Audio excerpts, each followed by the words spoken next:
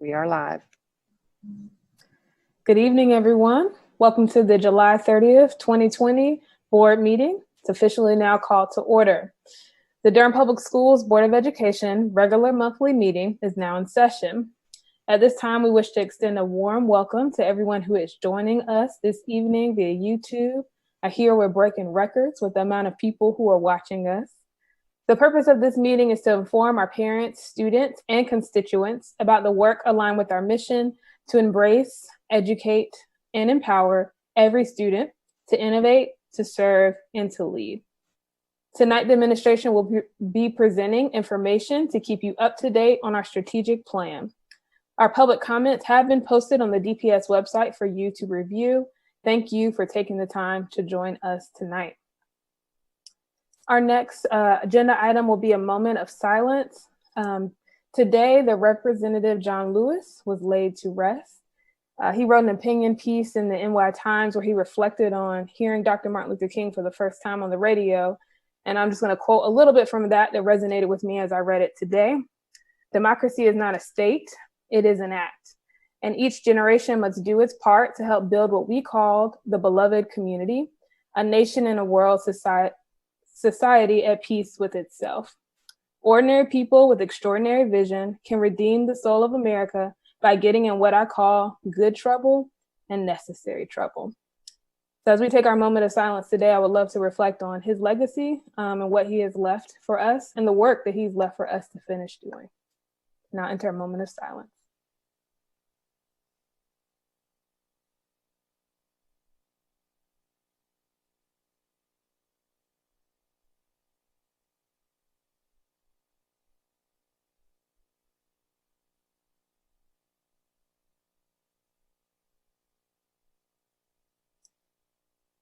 Thank you all.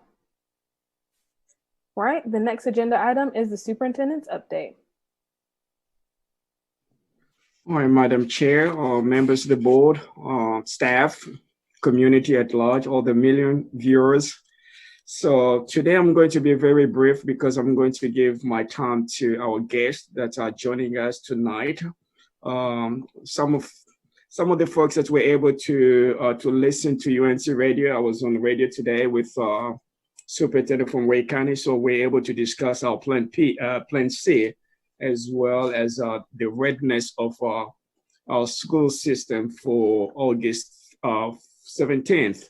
So I just want to let our community know that on August 3rd, which is Monday, our specialty high schools, they're going to be in the session. So we are really excited about those 4 schools.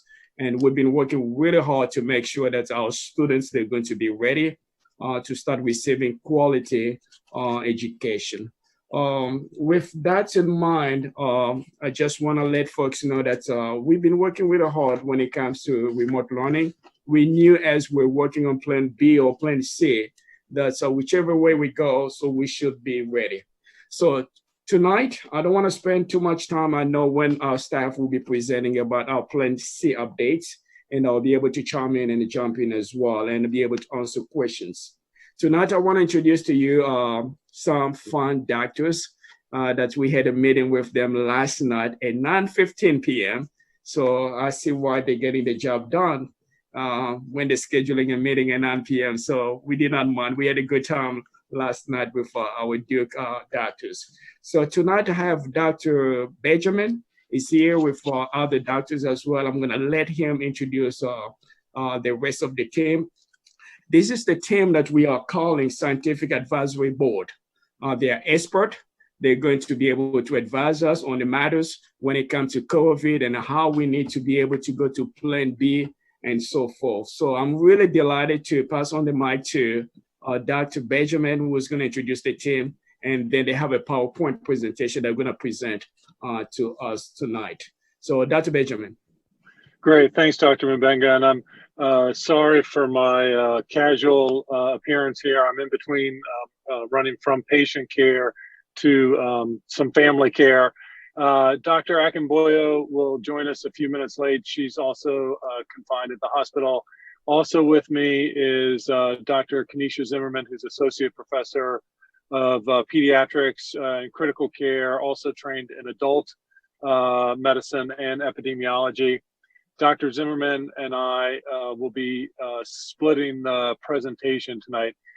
If we could have the first slides come up, that would be fantastic. If the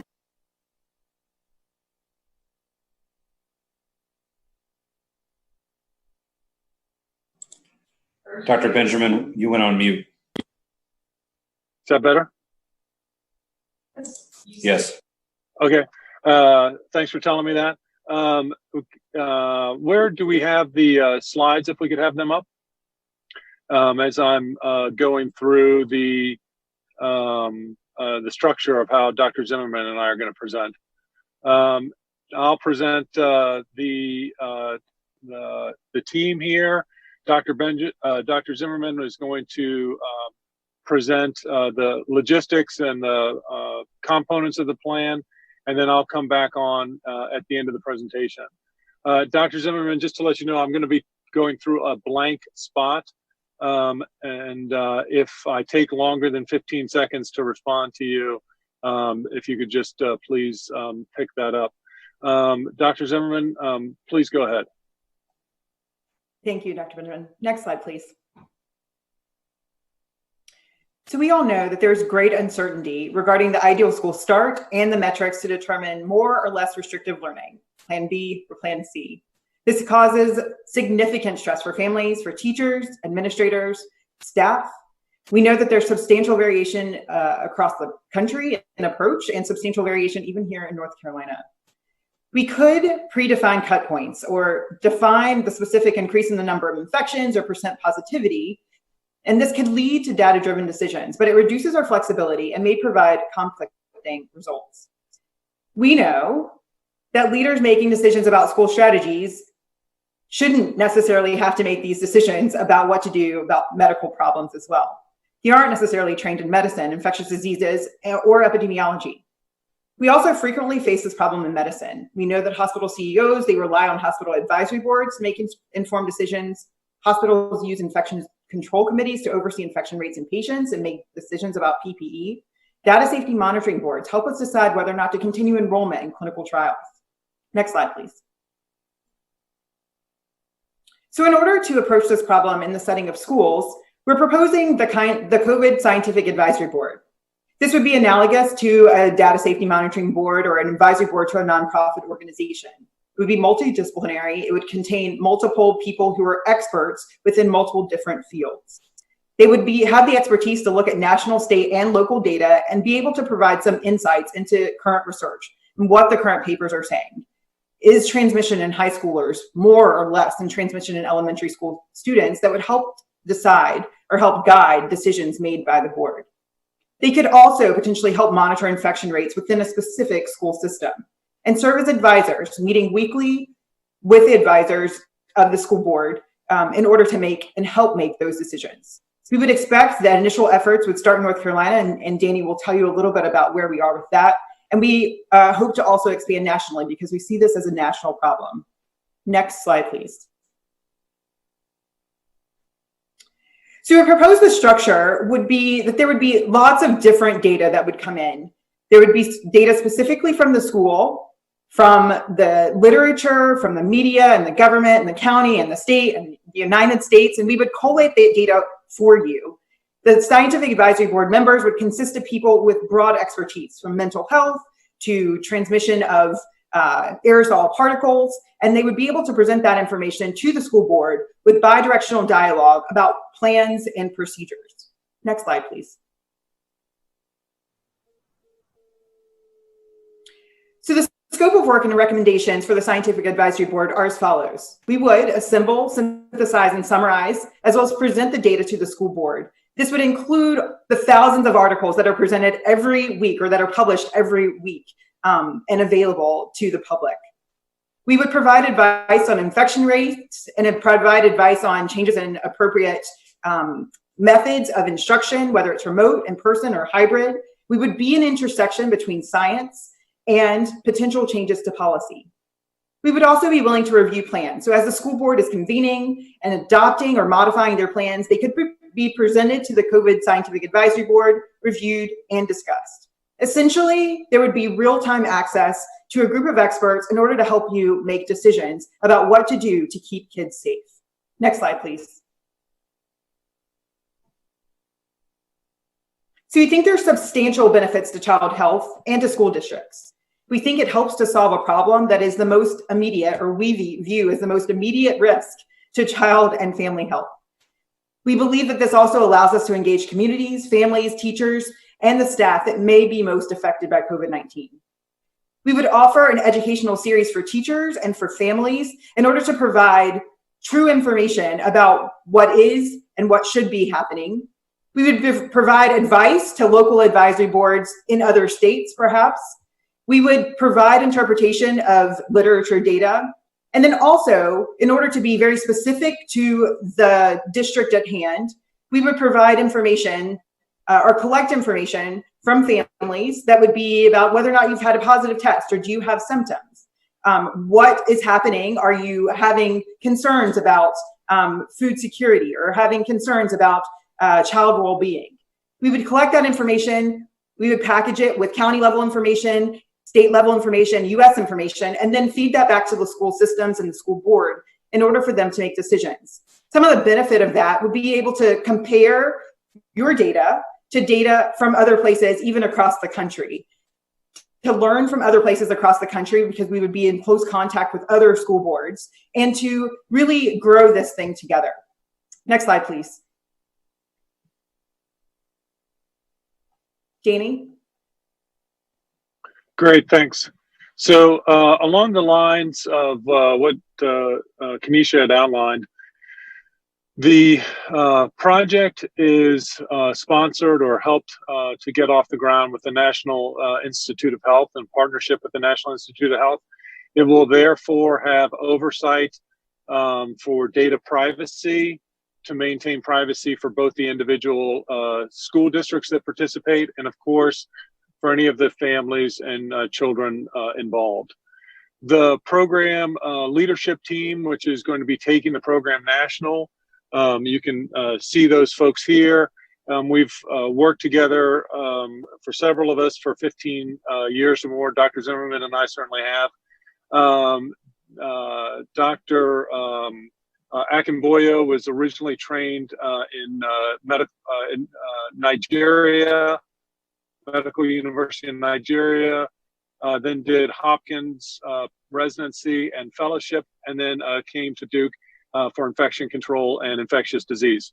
Dr. Mickey Cohen-Wolkowitz went to medical school in Central University of Venezuela, immigrated here for his residency, and then was trained in infectious disease and clinical pharmacology. Dr. Madriaga Pagnotti originally immigrated here from Honduras at the age of 18, trained in medical school, and then is a general pediatrician. Dr. Zimmerman and I are a bit more local. We're products of public schools in the Carolinas, and have been on faculty here together. The leadership team has a substantial footprint and leadership role nationally and internationally as it relates to the care of adults and children with COVID and research projects. Everything from a national study of 100,000 neonates and their parents to a global randomized trial in adults. And these programs above are programs that the team leads. The most important thing in my mind, as we've started to establish this program, is that it's a shared development, it's a shared leadership, and it's a shared set of common goals that is for education for our children. And from our perspective, it's safe education in an environment that works for our patients and for your students. The second thing that's important to note in my mind is that the school board and the school district retain all control over decision making. And then the third and final thing is that as this program goes national, it's our vision that the 3 local school districts in Durham, Orange County, and at Chapel Hill are the vanguard school districts, if you will, that are the prototype for the advisory boards and the advisory board, school boards, school district interactions. And I will be the primary point of contact for the Orange County districts. I have a joint appointment at UNC and at Duke as a distinguished professor. Dr. Zimmerman will be the primary point of contact for the Durham school district. She's not only lives in Durham, but her primary appointment is at Duke University. And with that, Dr. Mbenga, thank you for allowing us to present, and please let us know if you all have questions. All right, board members, Madam Chair, any questions? Board members, are there any questions? Yes, hi. Madam Chair, I have some questions. Yes. Go ahead. Yeah, this is definitely work that is important to all of us. Several of us have been in conversations, being a part of different roundtables, delivering masks, delivering, trying to raise awareness. Some of us are directly impacted. In Durham, specifically, people that look like me have the highest rate. And as a community organizer and a person who is always about ensuring that community is first, and that every effort, whether it's research, whether it is about, producing something, maybe big box stuff, small box, whatever scale, that community comes first. And so for me, it's been interesting because I've been in many different conversations with Duke providers, and I know that research tends to be viewed as extractive, like it goes in one direction. My question to you all is in terms of like what services, because one thing is to identify what the trends are, and we can publish all the data, but what are the community members getting? Are we anywhere closer to universal testing? Testing has been a challenge since March, and many of us have been advocating for testing, and including mobile testing, including the models that sometimes folks put, like where it's, private pharmacies, when it could have been like a public health viewed as, something that is like a public good, like as many people who need testing can get it. So my question is more in line with how do we ensure that it's not extractive and not just for research sake and, making it national? And how do we ensure that, families are getting what they need, including type of clinical follow-up, the relationship building, for families to be empowered to own, tools, to have tools to be able to work with their communities, whether it's apartment complexes or trailer parks, that we can empower community health workers. And also, more of what's being given to the community, more than just like reporting on the data, what is coming back and what is empowering our communities to take, to be collaborators. And it's not just at the high level, but also multi-tiered, multi-level, multi-class, diverse, as our DPS families are, like with the spirit of DPS, right? Because we have many families, we know that a third of our district, is Latino families, some of them with language access, some of them have shared their stories. And for me, it's just want to understand more from you guys, what is more along the lines of community engagement, what is in line with services that are given to our community members, and yeah, just any of that you can clarify for us, please. Okay, great. So that's a ton of great questions. Let me take a stab at the first couple that I remember, because I suffer from ADHD, so there's no way I kept up with all that. And then I'm going to stop talking, and then I'm going to let Dr. Zimmerman fill in all the blanks, because she is way better at attention than me. Okay, so all right, so the two things that I think that this really brings to the table, number one is, gosh, you've got to, if you think about kind of what the CDC or other agencies have provided as resources, it's kind of the 30,000 foot view as far as how do you open, okay? But what really, as a parent, what I care about is when I drop my, one of my 4 sons, even the one who's the most rowdy that day, when they walk through the doors of that school, right, at 8 a.m., what is going to happen throughout the day? Number one.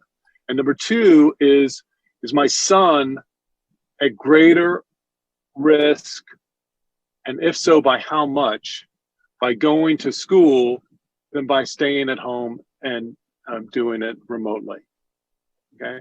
If the risk is tremendously greater, because there are so many benefits from going to public school, if the risks are tremendously greater of illness and hospitalization and infection for my sons or for their teachers or for their staffs in the community, then I'm going to be all about remote, just to be transparent as a parent.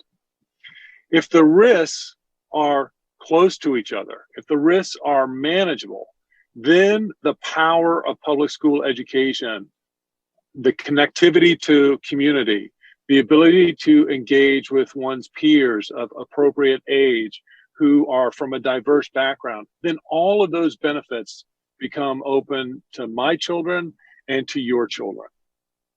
Right now, the way the system is set up in the US, there's no way for us to accurately measure between what's the risk of staying at home, because there's drawbacks to remote learning, and what's the risk of going to school, and how do we quantify that? Once we quantify that difference, that's our job. Then we provide that information to you, and you all, with your parents and your teachers and your staff, you all make a decision on what's right for you, for your children, as it relates to education. That's number one. That's a real power of the proposed program in hand. Okay. Point number two is that let's say that there's some cases that are happening in Durham County. Are they all within one school, and maybe that one school just needs a little bit extra support? Are they scattered throughout the county, or all of our middle schools need more education and support? This program allows the board and the school district to look within and say, oh my gosh, this school over here is a hotspot, let's help them, rather than just seeing, oh my gosh, at the county level, cases are going up or cases are going down. Maybe cases are going down, but there's real suffering at one school. I would want to know that as an educator. I definitely would want to know that if I were a parent. And that's number two.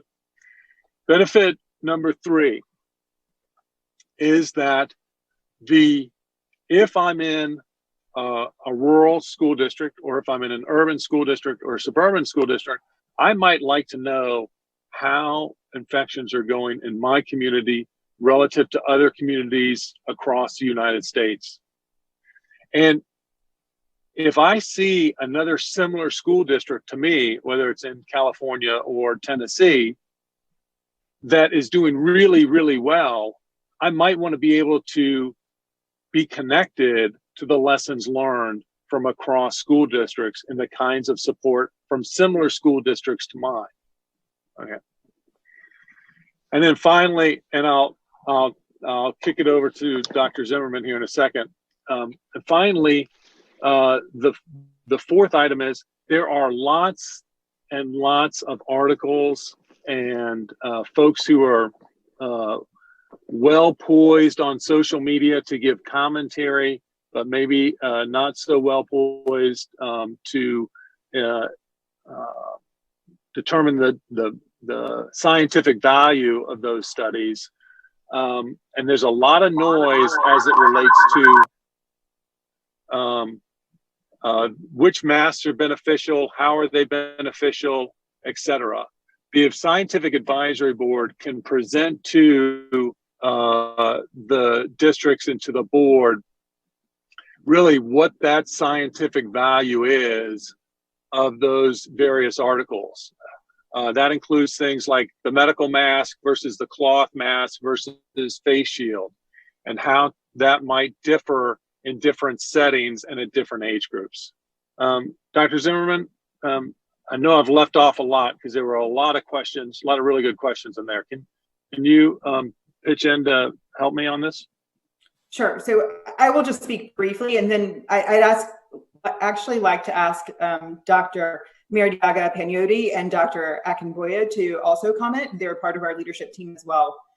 So just briefly, for anyone who knows me that I am pretty speak from the heart type of person.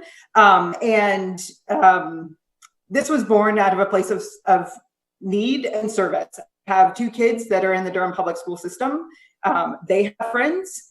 They have very diverse friends, and we saw a problem. Danny and I saw a problem that I'm really worried about what Durham public schools looks like after COVID. I'm worried about it not being the beautiful, diverse place that it is right now.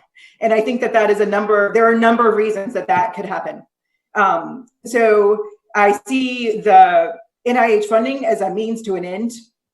It's a way for us to be able to afford to do some of these types of things that we want to do. And I think that it is a stepping stone. This is a stepping stone potentially for being able to do other things. But I think you're 100% right in how you've judged researchers and what they've done traditionally in the community. I can only say that this is really born from a place of we've got to do something about it, and it is for my kid as well as for your kid. I'll stop there, and it looks like maybe you have something to say, but I would also like Gabby and Ibakun to comment if that's possible. At the risk of not taking too much time here, and apologies for joining late, I've been pulled in a few different directions, particularly with evening meetings. I've talked with and met a few people in different settings, so thank you for having us here. And particularly, I've been involved with a lot of the Durham-related issues for children, and testing is certainly one of them. But I think particularly for long-term outcomes, I'm worried about how we're making decisions around children, and educators are at the forefront of this. So we have projects that are targeting getting testing to children, and we're doing that. We can do it better, we can do it faster, and we still need to do that. This initial push is not necessarily targeting testing, it's targeting the long-term outcomes for our children, which involves protecting our educators and protecting their ability to get educated. And figuring out a way that we can provide a service to get information to decision makers around schools, so we can advocate for policies that favor educating children and protect teachers or teachers, staff, anyone directly related to schools, versus this ad hoc method that's happening now where to an extent people can create pods or create private schools are starting, but public schools may not be able to start, which is frustrating a lot of people. So I hear you. We've had conversations personally. We've spoken in other settings. There are different ways to target a problem. I'm not here from a purely research perspective. I'm here for the kids. Hi, everyone. My name is Gabriela Maradiaga Pagnotti. I'm a primary care pediatrician at Duke. I serve a majority of patients who are insured by Medicaid, over half of which are Spanish-speaking Latinx community. I love my patients. Because of the great need through this pandemic, I helped establish the Latin 19 group, which has helped during this pandemic. And so, like Kanisha and Ibakun and Danny, all I've been hearing from my patients are incredible amounts of stress and resilience. And in hearing their stories about how they're navigating life at home, schooling, food insecurity, misinformation, lack of information, disinformation, it has become abundantly clear to me how much need there is. And when this project surfaced, it made total sense to me, because I'm hearing, doctora, is this right? What are we going to do?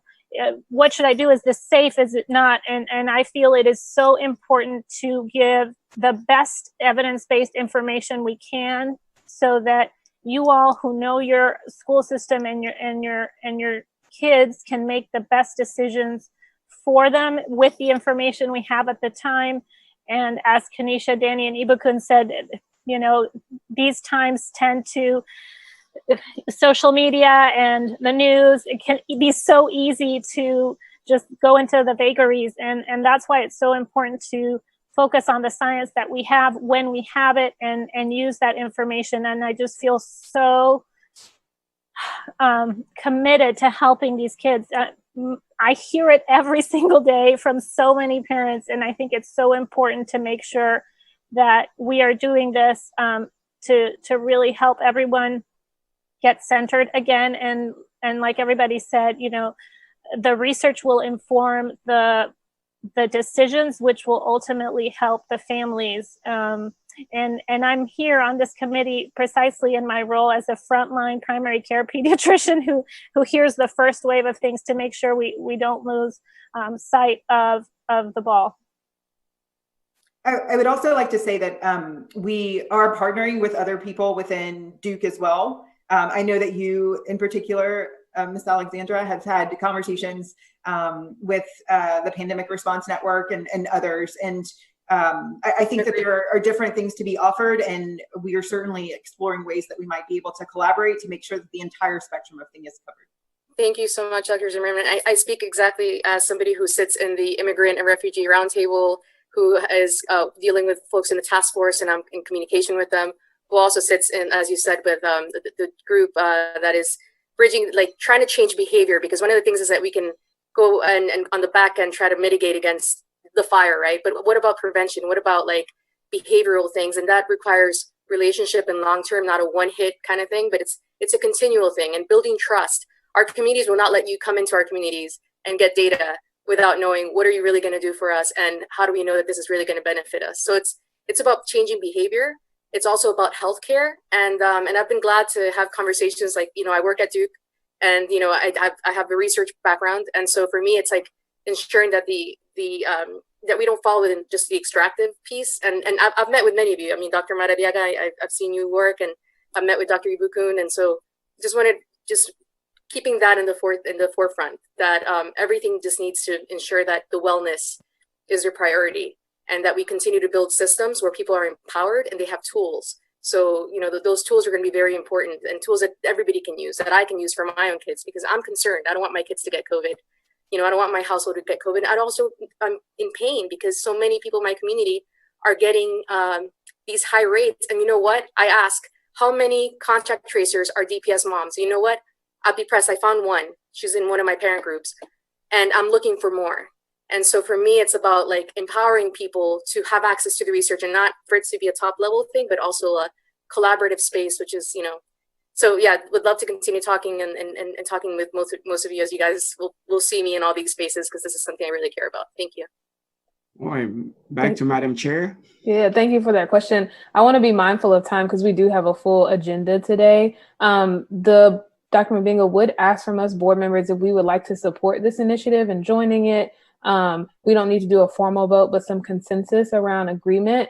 We'll also be able to have lots more conversations with this group as we move forward, if we move forward with this initiative, so we can have a lot more of those richer conversations. I think one of the things that excited me is the materials that you all could put forth that we can make sure that we're getting to our families, right? So that families have some really good information. I heard from parents, they were like, you know, if I do send my child to school, what do I need to do when they get home to make sure that they, like, you know, are sanitized and okay to get back in my home? So that is going to be really important as we move forward. So board members, I'm going to ask if you can just come off mute and say, I support this initiative, if you agree with that, so we can go ahead and move forward.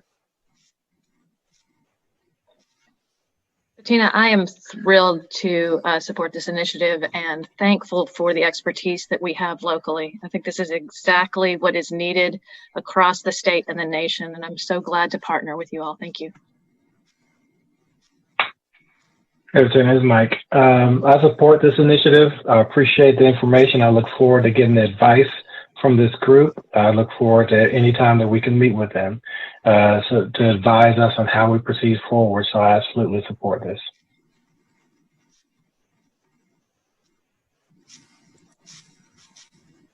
Madam Chair, especially the piece around the metrics that came out in the discussion is what I was asking for last meeting, and so this is a no-brainer for me, and I'm ultra grateful for being included in this effort.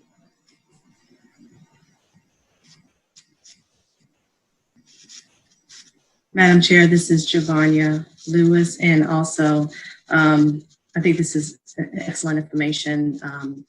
Great question, Board Member Valladares, Ms. Valladares. Thank you for that detail. I do appreciate the real-time access to keep our kids safe, reviewing the reentry plan, and this being a stepping stone to greater community information empowerment and access. So yes, I'm in support also. Thank you.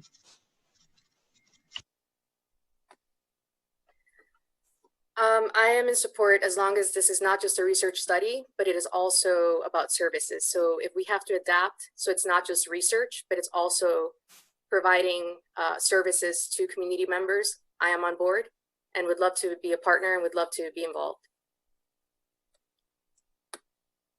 Well, Dr. Mabinga, you have the support of your board. I am fully supportive and excited for us to move forward with research on our hand, right? We know we're not public health experts, so I'm thankful that you all have that research and are going to bring that expertise to us. I appreciate that. All right, thank you to all my doctors. Appreciate it. Yes, sir. Thank you. Thank you for having us. Thank you for having us.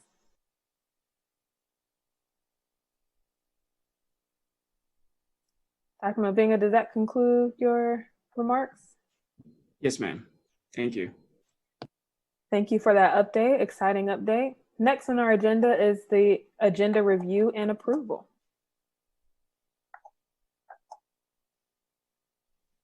Madam Chair, I would move approval of the agenda as presented. I'll second. It's been moved by Ms. Beyer, seconded by Mr. Lee. Any discussion? All right, I'm gonna call you all to do the voice vote in the order I see on my screen. So Mr. Lee. Aye. Ms. Beyer. Aye. Ms. Valladares. Aye. Mr. Sears. Aye. And Ms. Lewis. Aye. And I also vote aye, so the agenda is approved and unanimously. We're going to move next now to general public comment. Mr. Sutterworth. Good evening, board members. I do have 5 public comments tonight. All right, and if we can keep those down to the 3-minute, we normally traditionally in our in-person meetings give 3 minutes, so if we can make sure those stick to that time frame, that would be great. Absolutely. I'll cut them off strictly at 3 minutes. The full comments are available at the DPS website on the page for this board meeting. And I begin with a comment from Jasmine Neighbors of River Bottom Road in Cary. I'm an elementary teacher in Durham Public Schools, and I'm concerned about the communication with families in our districts. I've spoken with roughly 50 families from our school in recent weeks, and only 2 had even heard of Ignite Academy or that the district had released a reopening plan. I spoke with families who speak English, so it's highly likely that families who do not speak English are also not informed. I'm wondering why the DPS plan is not available in languages other than English and Spanish. Why was the Ignite Academy information and application not available in languages other than English and Spanish?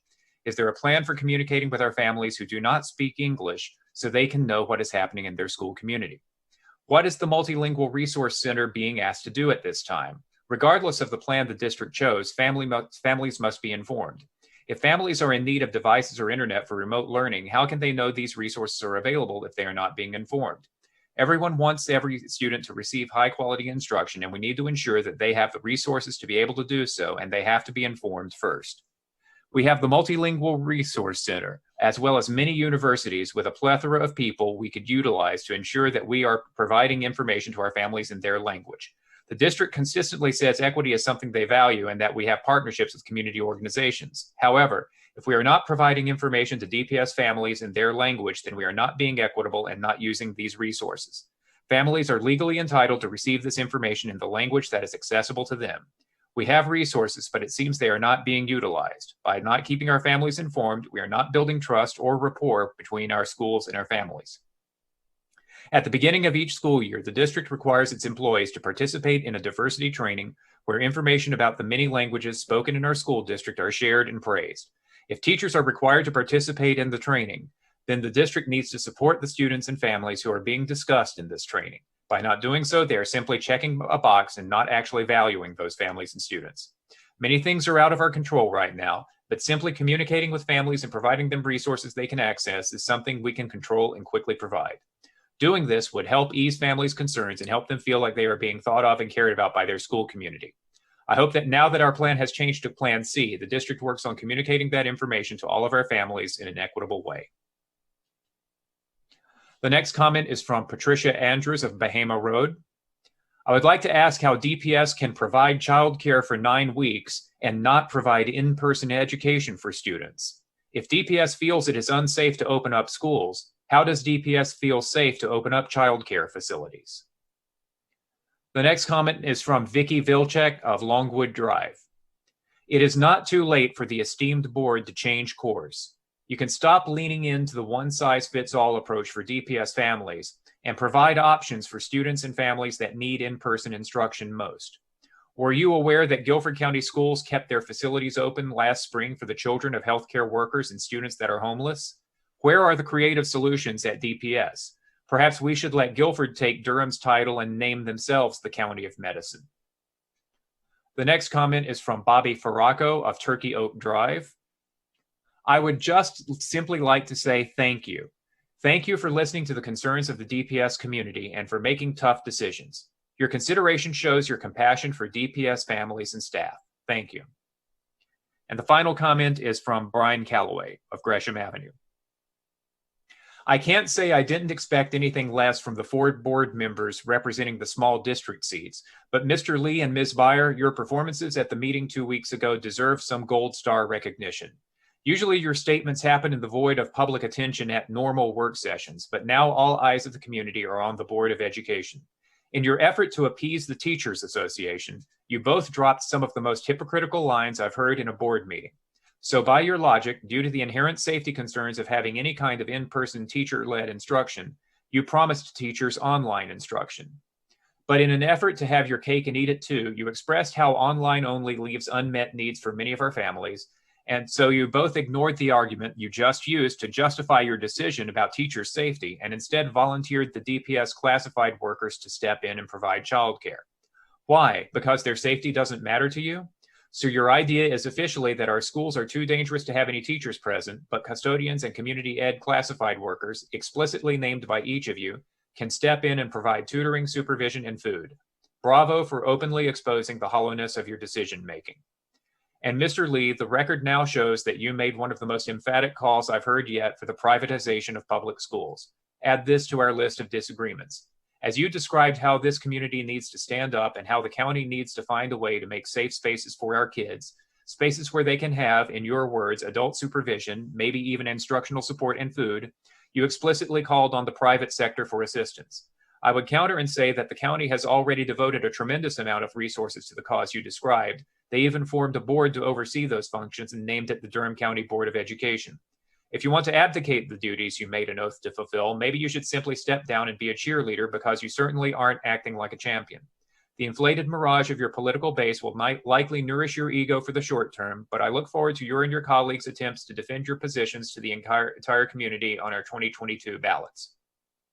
And on the topic of short-term perspectives versus long-term consequences, it is worth remembering for posterity that it was exclusively the teachers who demanded the complete and inflexible end to all in-person instruction. So teachers, in your haste to get your way, you ignored that a minority of families have deep and pressing needs for in-person services, and you just trampled on the most vulnerable kids in our community. You just trampled on working class families across Durham. You just demanded that you will collectively step back in a time of crisis when our community is looking for people to step up.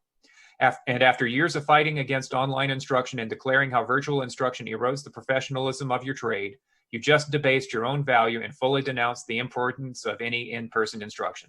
I don't see how any of these are strong community-building, ally-forming positions. Teachers don't have a trademark on being at risk or scared during this pandemic. When DPS twice made all calls to their teachers to self-identify as being high risk for any reason, personal or household, And that is the end of the 3 minutes. Madam Chair, that's the end of our public comments. The remainder of this comment is available on the DPS website. Thank you, Chip. There were some questions. We normally do not respond to public comment, but there were questions there around how do we make sure communication goes to all families?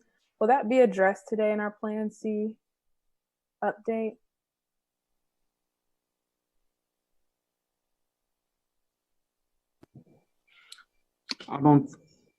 Chip, you wanted to jump in?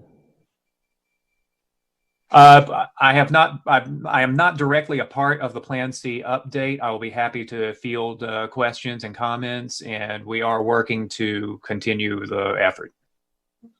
Thank you. Madam Chair, what I would like to add as well, as we don't respond to public comments, I just want our community to know that we made a decision to be able to translate documents in Spanish, but if we have to go with other languages as well, so we're talking about millions of dollars that we'll be spending that we don't have at this time. So we are trying to accommodate our families as much as possible. Yes, communication, I think when we talk about Plan C, it has been there in the social media. It has been there on TV several times. I look forward to having a conversation with other folks as well. And I know we're going to do everything possible to make sure that we're communicating with our stakeholders. But when it comes to multiple languages, I'm not aware of any district in the state that are doing multiple languages. It costs a lot of money. Okay. Well, we will talk more about that later. I'm going to go to our next agenda item. We have our consent items. So these are items that the board has looked at and reviewed in advance. And so we will vote to approve those as a whole, unless there's any discussion. So I will take a motion.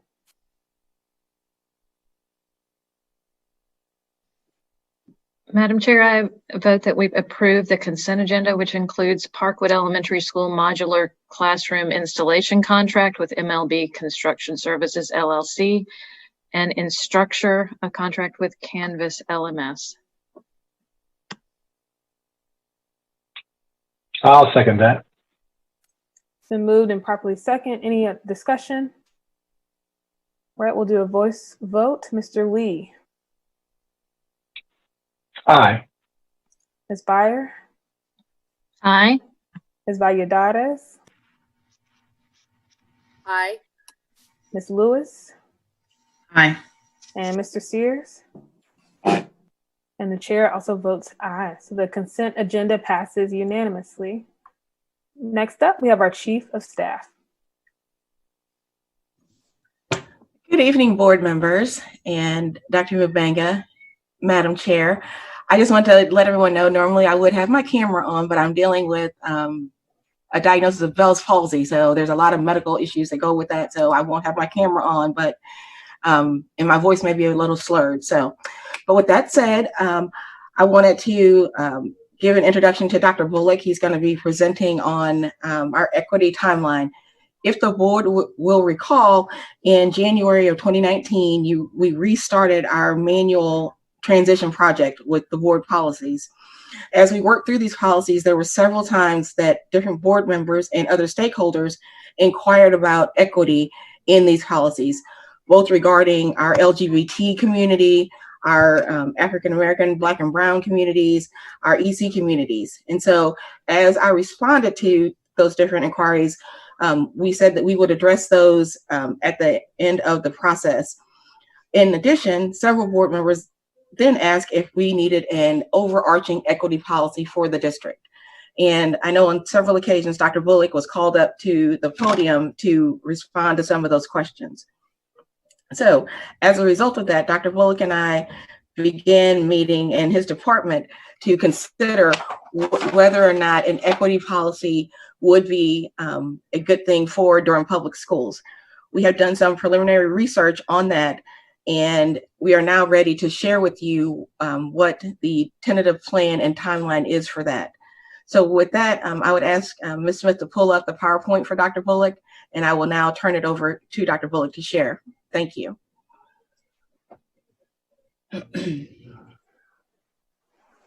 Good evening, Board of Education and Dr. Mubanga. Thank you, Ms. Giovanni. It's my pleasure to be here with you all this evening to provide this update on the process and timeline we've drafted for developing an equity policy for our district. My office is excited about embarking on this journey to create this policy that we're hoping will provide further guidance on how we, as Durham Public Schools, advance equity both now and in the future. If we can go to the next slide, please. So first, I wanted for us to briefly reflect on our equity journey thus far. I'm thinking about just the last few years because, of course, conversations around equity have roots beyond just the last few years since we've had an Office of Equity Affairs. But that's where I'd like to start with our current equity journey. So our Office of Equity Affairs was approved in November of 2016. And my role as executive director began in January of the following year. So initially, our focus was on educational equity and opportunities for all DPS students, regardless of race or ethnicity. That initial focus was based on the fact that we saw and we still see that the primary predictor of outcomes in our schools and in our society is race. However, since that time, our office has grown in scope to tackle more diverse issues of equity. In the spring of 2018, that's when 52 community members came together to craft our strategic plan, and we had equity as a core belief and as a central focus. Equity-based strategies included naming a number of gaps that existed in key district outcomes and developing plans to boost outcomes for specific subgroups. Also in 2018, that's when my office doubled in size. We went from 1 to 2, and we brought Mr. Jermaine Porter on board to serve as our Boys of Color Initiative Coordinator.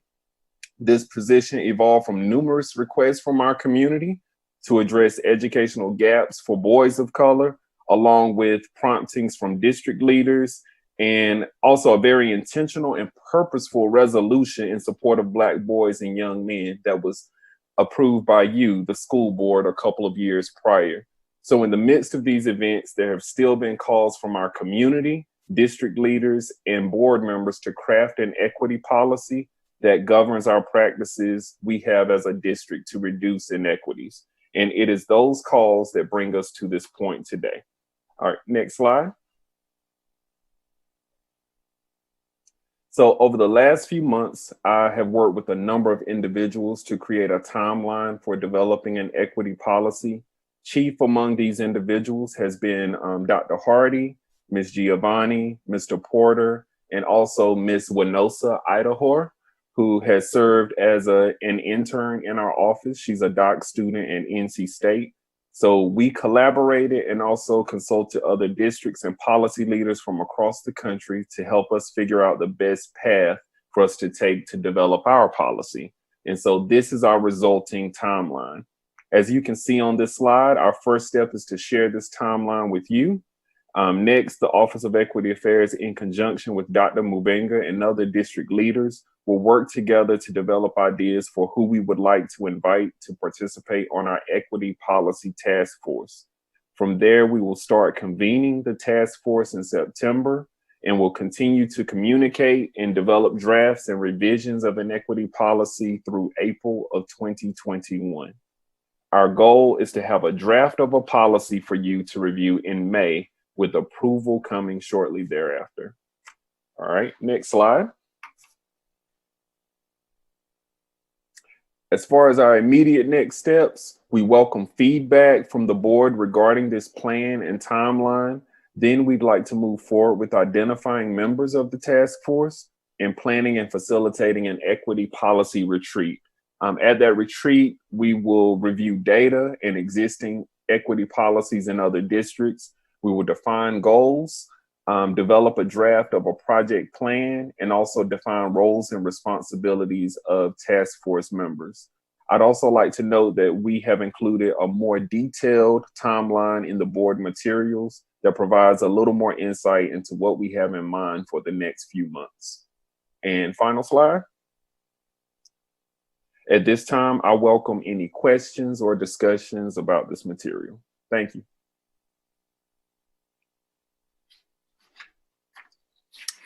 Ms. Lewis. Thank you, Madam Chair. I definitely appreciate the creation of an equity policy task force. We know that we cannot create systemic change until we uproot old policy and practices that do not serve all kids. Thank you for your time, Ms. Giovanni, Dr. Bullock, for pulling this together. I also appreciate that the task force and the more detailed timeline that you shared, Dr. Bullock, with the board, that it includes community input. And I believe that you will make sure there is diverse representation at the table to make sure that we're bringing forth sound and practical policies that meet goals of equity throughout the system. And for me to be clear, the purpose of this task force is to gain further clarity on what we mean when we talk about equity. I thank you for highlighting that. This policy will formalize how equity governs every aspect of the school system, from academics to operations. My question is, will this be a standalone equity policy, or will this task force also have an opportunity to review existing policies around equity and make recommendations as well? So the primary goal of the Equity Policy Task Force is to develop a policy that will inform the policies that we create afterwards. However, we can also build into the equity policy a process for reviewing and revising existing policies. So the idea is that this task force wouldn't necessarily be reviewing existing policies, except with the purpose of crafting this equity policy for the district. And within the equity policy, we could definitely build in some processes to review existing policies. Is that clear? Does that make sense? That is very clear. Thank you so much. Okay. One other question. It is also critical that we, as we are creating policy that establishes standards, accountability, and evaluation of essential operations of the school system and plans to provide for safety of students and employees, will this equity policy plan and task force ensure that there are plans and places for accountability and evaluation within these policy recommendations as well? Yes, we definitely want to make sure that we build in accountability into any type of equity policy that we create. We know that what's inspected is respected, and there just has to be a means for making sure that people are monitoring and following up and making sure that people are meeting the goals that are expressed in our equity policy. So yes, we plan to build a system of accountability into it. And my last question, how many people are you looking to have on this task force? So initially, my thought is to have a team of around maybe 15, maybe 15 up to 20. But yeah, so that's the target number, and we'll see where we land once we think about all the different groups that we want to be sure to engage. Because again, making sure there's representation at the table as we craft this is key. Yes. And if you're looking for board participation, I'd definitely like to throw my name in the hat. Okay, thank you. Yeah. Mr. Lee, I saw your hand next. Thank you, Madam Chair. Dr. Bullock, so kind of going on what Ms. Lewis was saying about existing policy, one of the things I've been reading about in different districts, I've spoken to a few districts in Georgia, and when I was speaking to the people in Minneapolis as well, a few other districts around, the review of the current policies. You know, that's something Ms. Lewis was just speaking about. And I would love to see a focus on that if we can. I know it's a big task already. I already know that. And so if there's room for a subgroup of the 15 or the 20 to kind of start to look in that way and starting to look at our policies that, you know, highlight some of the white supremacist theories that are built, that are traditionally built into public schools or schooling in general. So be more aware, right? We're currently in a process of going through our policies in general, revamping our policies with the help of Ms. Giovanni, as a board. And I think this is a great time for us to kind of put some focus on that initiative. And, people use the word equity, they throw it out all over the place, and I don't want to stack more and more on top of it. But if we're talking about policy, I would love to have a policy on equity, but I'd also love to incorporate a review of our policies, and even our student code of conduct kind of review sort of thing.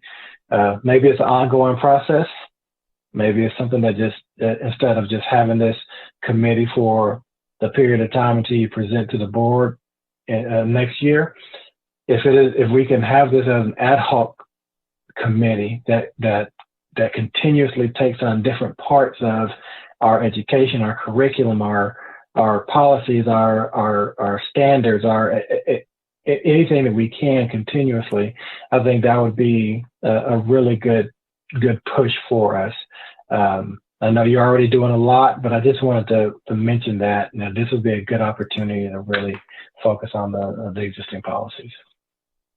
Okay, just a quick question for further clarity. So with that idea, let's say within this task force, we were pulling like a handful of policies to review to maybe use as examples to provide guidance of what we're thinking about as we craft future policies. Like, this is the existing policy. If we were seeking to write this in more equitable language, it might look like this, and doing that for a few existing policies. Right.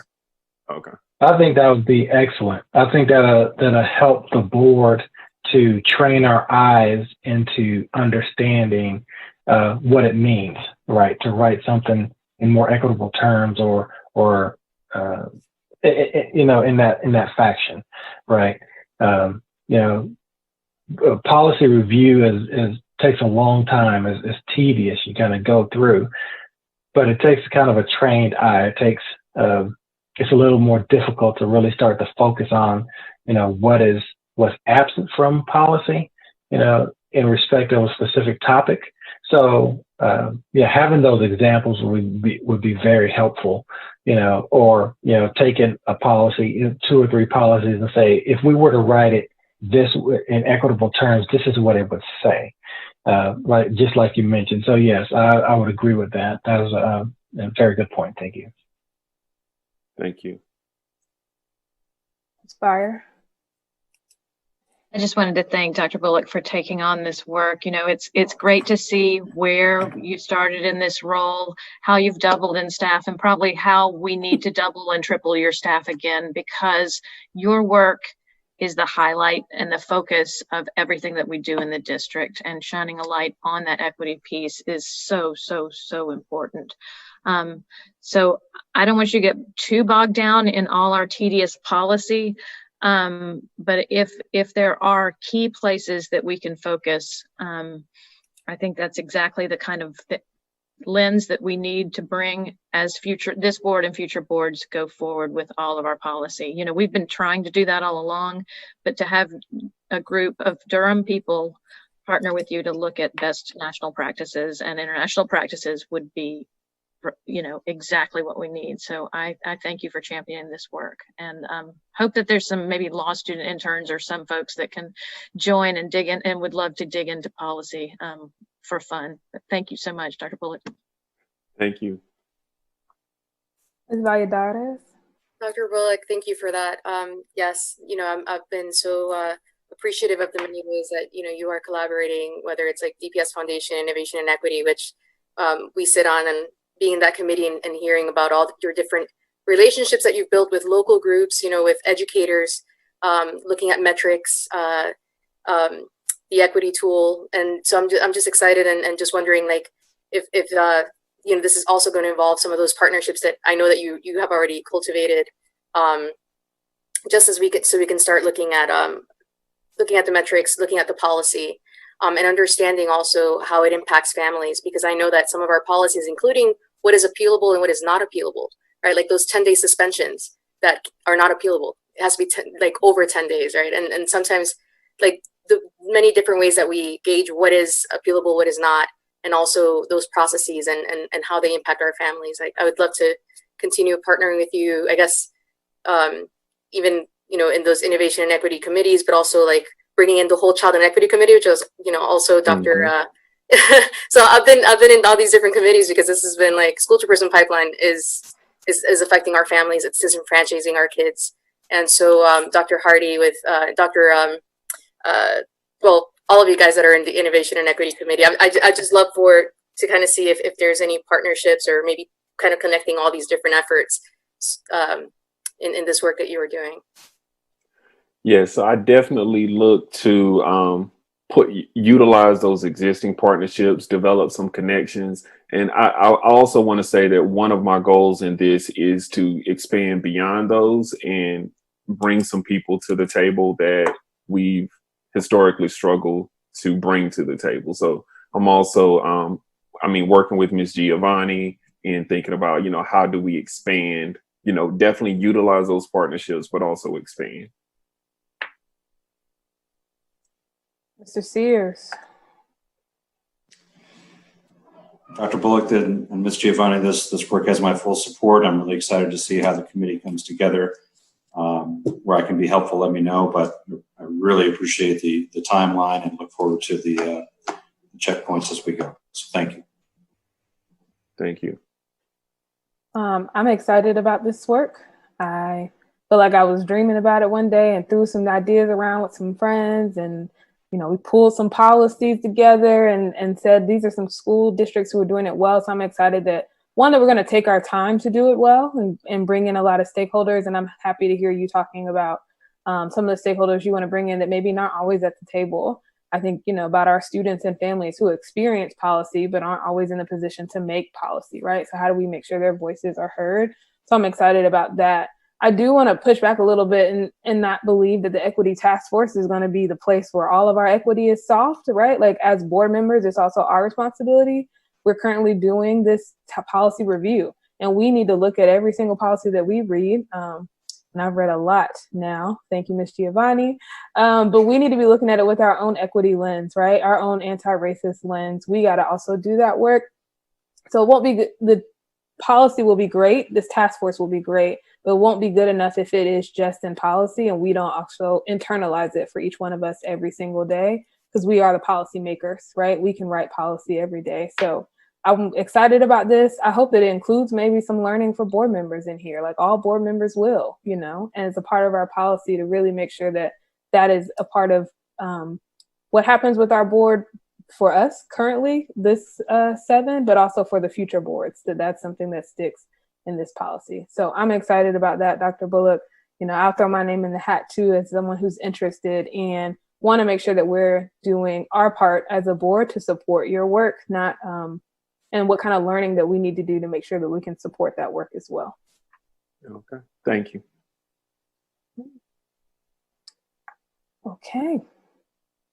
This is for information, is that correct? Yes, that is correct.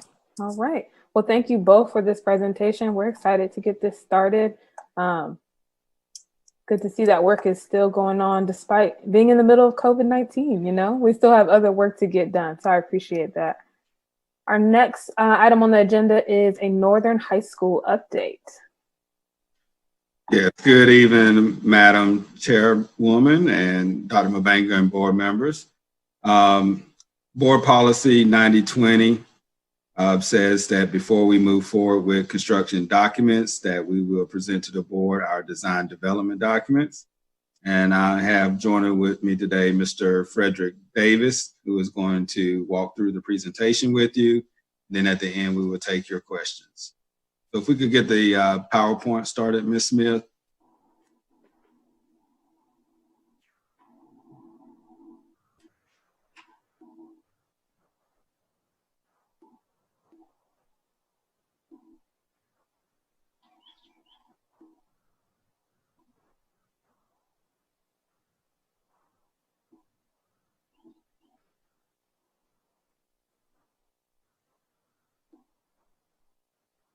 Well, I'll start while we'll get that presentation together. Thank you, Dr. Monk. Good evening, Dr. Mabinga, board members, Madam Chair. I'm Frederick Davis, Director of Design and Construction, part of the School Planning Design and Construction Department. DPS has always been leading and shaping future leaders, and is our department that seeks to provide the facilities that support that purpose. And so I'm excited as a lover of architecture, design, and construction to be presenting today the design development 60% set of Northern High School replacement. Next slide, please. I just want to start by saying thank you. What you see here is a 3D rendering of the front approach of the future new Northern High School.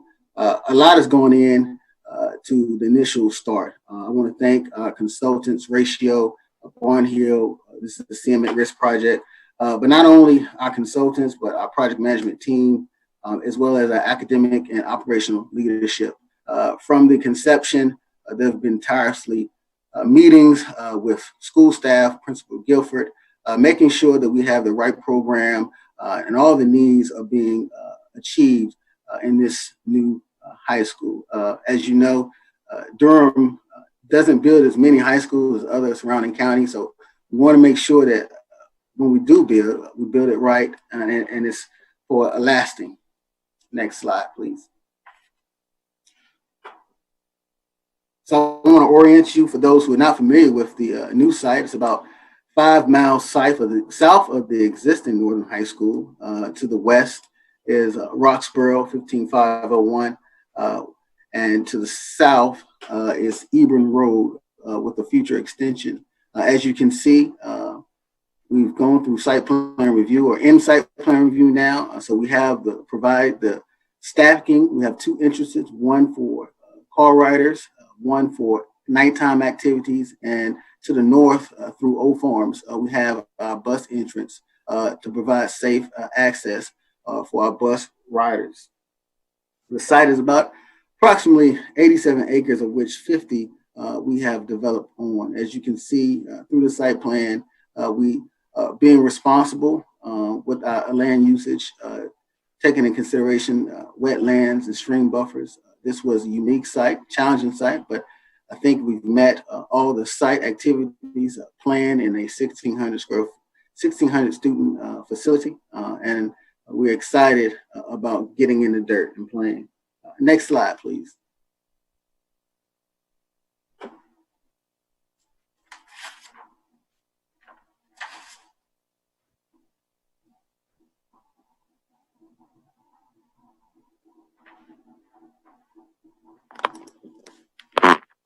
Here is a conceptual floor plan.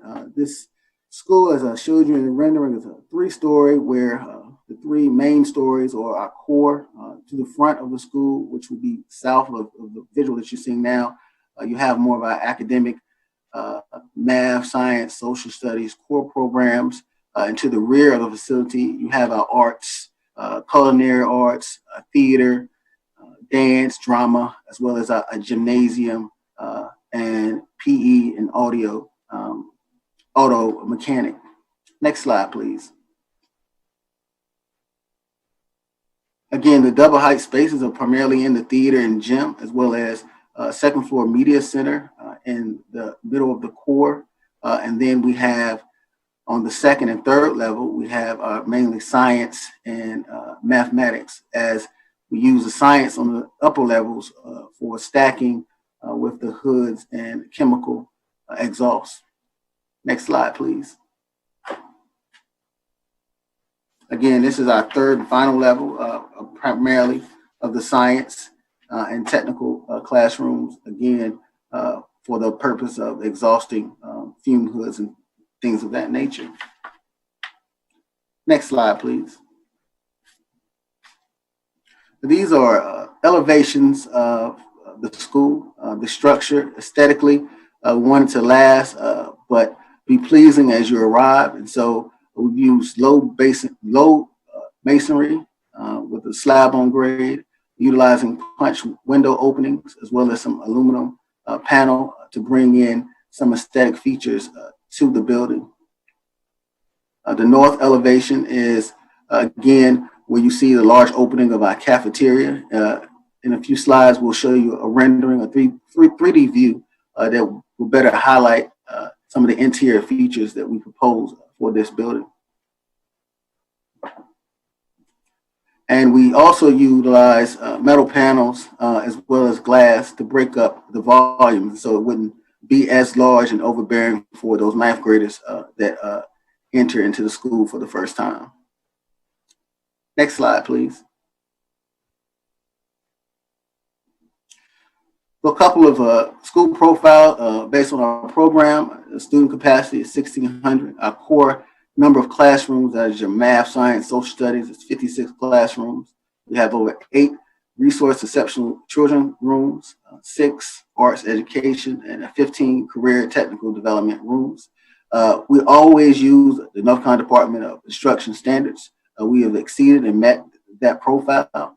As you know, Northern has a exceptional culinary arts, and so we spent numerous meetings and times developing that program to be one of the leaders in the region and in the state. Next slide, please. So we're here today to get approval, as Dr. Monk said, to continue on. These are remaining project schedule updates. Towards the end of August, we'll have our 60% set to get us to complete bid documents by November of 2020.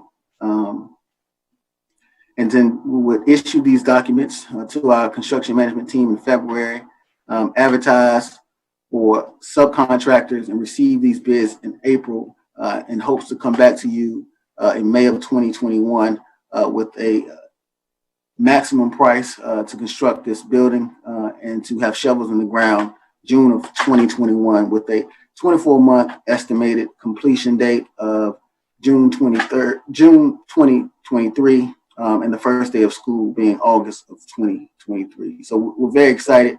We're currently pushing ahead and we're gaining traction and meeting these deadlines. Next slide, please.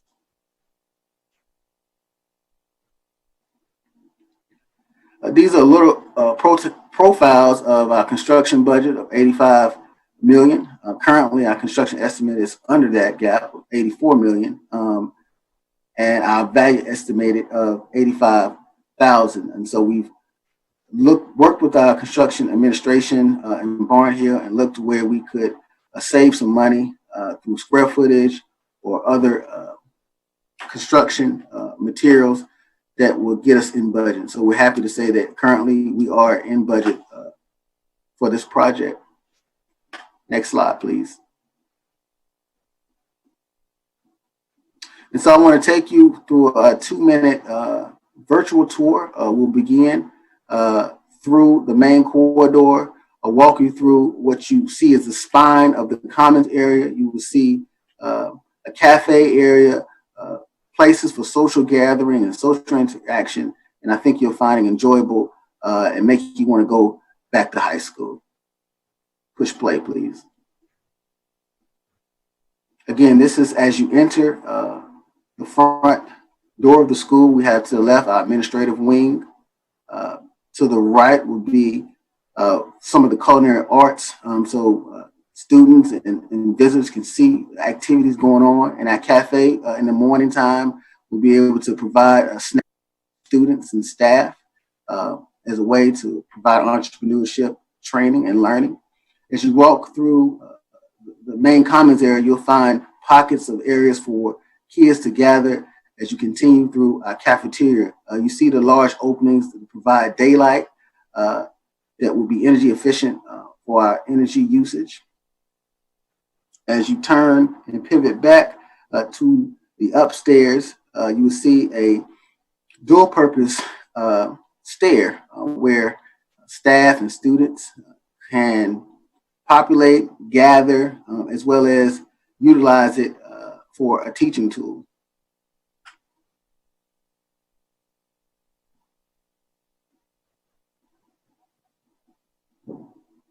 And these all are ideas and innovative techniques to make a school more inviting and just not be dreadful. The use of colors is very important as you invite children to learn. And so we're just excited about the design that Ratio has put together and our collaboration with staff and teachers. Again, you can see the use of color and daylighting that really makes it inviting. Thank you so much. With that, that ends our presentation. Are there any questions?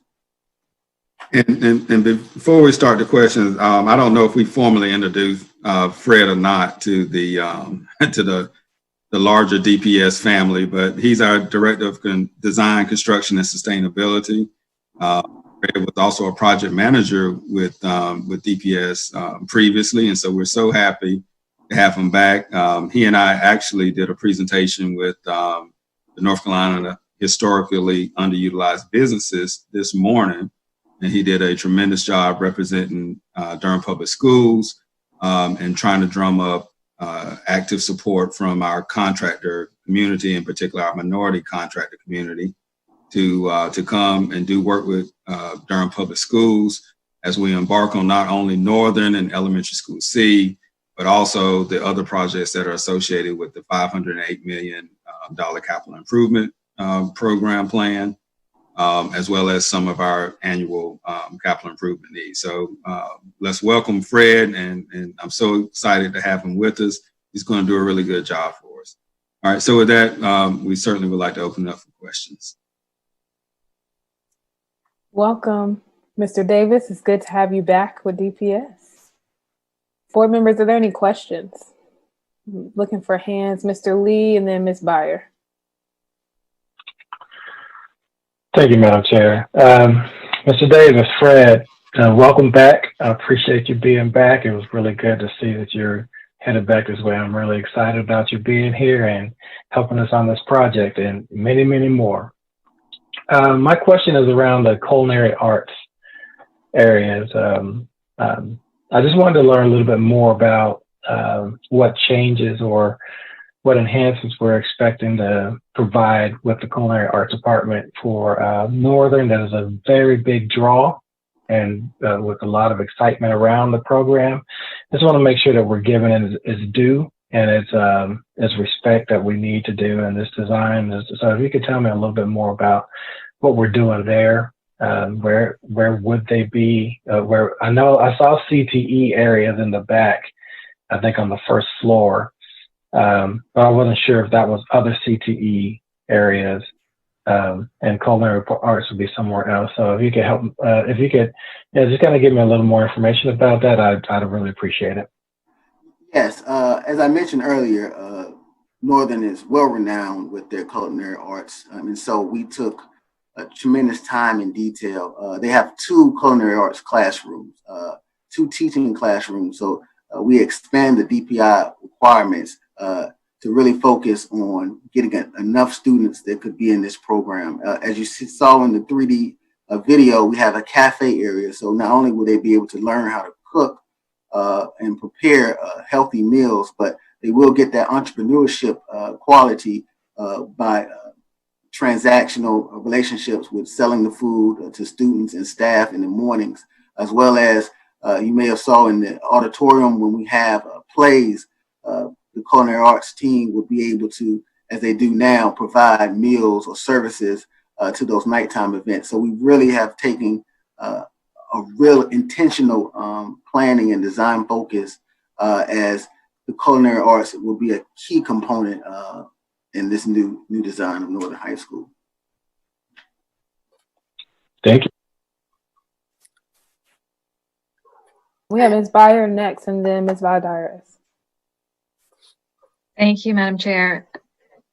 Thank you, Dr. Monk and Mr. Davis. Welcome back. Thank you for taking the lead on this project. It seems like we have been at this for many, many, many years, because we have. I remember, I think it was 5 or 6 years ago, taking a bus tour to haul our county commissioners up to Northern High School. Mike, you and Matt may have been on that rickety bus to show them how much in need of replacement Northern was. And so to see it finally coming together in such a brilliant, sustainable, daylighted, 21st century and beyond school with a football stadium, which these students deserve, is fantastic. And I know our community is going to be so excited to see it. And Dr. Monk, this is not going to be new to you because I've mentioned it before, but you know that when we put this picture of this elevation up, everyone said it looked like a prison or somehow too industrial. Is there anything that you guys had worked on with the architects to make it more beautiful? I don't know. It is just for such a big project. It just the front elevation continues to underwhelm me and I think others in the community. Do you all have ideas on that? Dr. Monk, you want me to chime in or? Yeah, go ahead. Well, materiality costs. And so we're working with a budget that was given to us. The more glass and openings you have, the more dollars you spend. And so in some other iterations that I've seen, we did have some more larger openings, more opportunities to brighten up, as you would say, the structure. But when you deal with a larger mass, if you think about the existing Northern, it's more sprawled out. So you're able to keep it at one level, thus it doesn't look so massive. And so we've worked with the budget that we've given the architects, and we've tried to delineate some of that with metal panel as well as some fenestrations. And so we understand, we hear the concerns, and so we'll look to see with Dr. Monk if there's any opportunities to increase that fenestration. But working with the tools that we have, we felt like if you look around the district, if you look around the region, high schools with that same type of footprint are similar in fashion. I appreciate that. And any opportunities there are to make it a little bit more artful and architecturally open on the front, I think would be more appealing. Does this include the DOT work at the road out at Roxborough? I know people have concerns. There's probably going to be a light at one of the intersections or both. Or does that come later? We do have roadway improvements. We did not show that. It is slated to happen, but it was not shown on this site plan. So if your question is, was that shown on the plan? No, but those are a part of the overall full build out of this project. Thank you so much. And the notion of LEED certification or something similar, whether we'll have the roof be able to have solar panels in the future. Do we have that capability on the site as it's designed now? So again, budget constraints allow us not to be LEED certified. However, based on the new standards of energy efficiency, this will be an energy efficient building. There will be opportunities later on in life to retrofit some of the things you're talking about in terms of a green roof. But at this time, the building will be energy efficient. It just will not have the designation of LEED. And to follow up with Mr. Davis, and he can speak to this. He's an architect. To get that LEED designation, you just pay money for someone to write that on a piece of paper. The important thing is, do you have high performing systems in your building that's going to save you energy and conserve water and conserve the power and things like that. And we're going to have those aspects in our building. Thank you. Yeah, I know we pay a lot for that LEED certification seal of approval, but as long as we have the functionality of that, I'm super excited. And the last one, and it only comes to mind because of COVID, is outdoor learning space and how important that might be in the near or long-term future. Is that on the site plan or will that come later? There were opportunities for outdoor learning. I did not highlight them in the presentation, but of the 87 acres, we do have areas with the existing CTE curriculum for opportunities for outdoor learning. We have a new EMS program that will be utilizing some areas on the baseball field for dismantling and jumping off the roof in a safe manner, Ms. Giovanni. But yes, so we do have those areas highlighted on the site plan. Thank you so much. That's all my questions. I love jumping off the roof in a safe manner. That's fantastic. Ms. Valladares. Thank you so much for that presentation. Really excited. I know it's been a long time coming. My brother graduated from Northern, so definitely lots of connections there. I do have some questions and just follow-ups. I love the fact that we could talk about retrofits, and I know that ideally if we had all the budget that we had, it would be solar paneled. Definitely energy sustainability is priority. I'm wondering about the HVAC system and having it like electric. So I would imagine that is electric. Is it?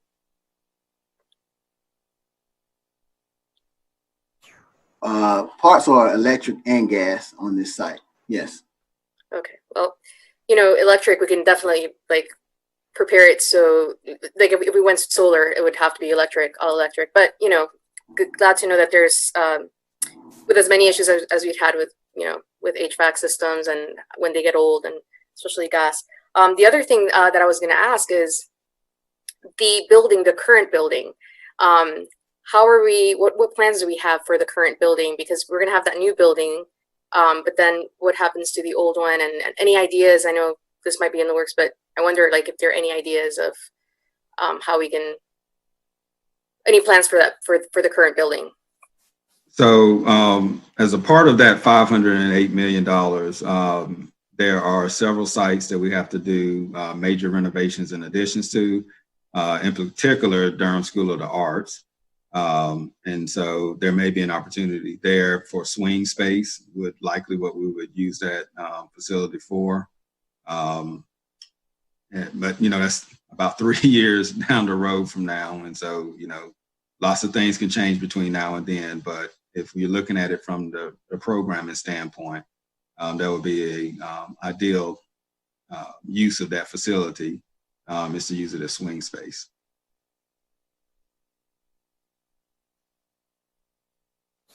Thank you. Thank you.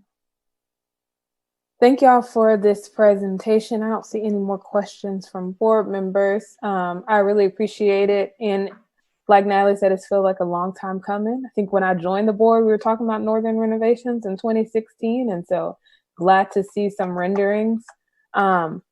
I also know right now there's a lot of conversations around filters and HEPA systems and ensuring that air in the school building will be able to be filtered well. Is that something that will be a part of this as we're doing these renovations? I do believe that COVID might be around for a little while. So how do we proactively think about that?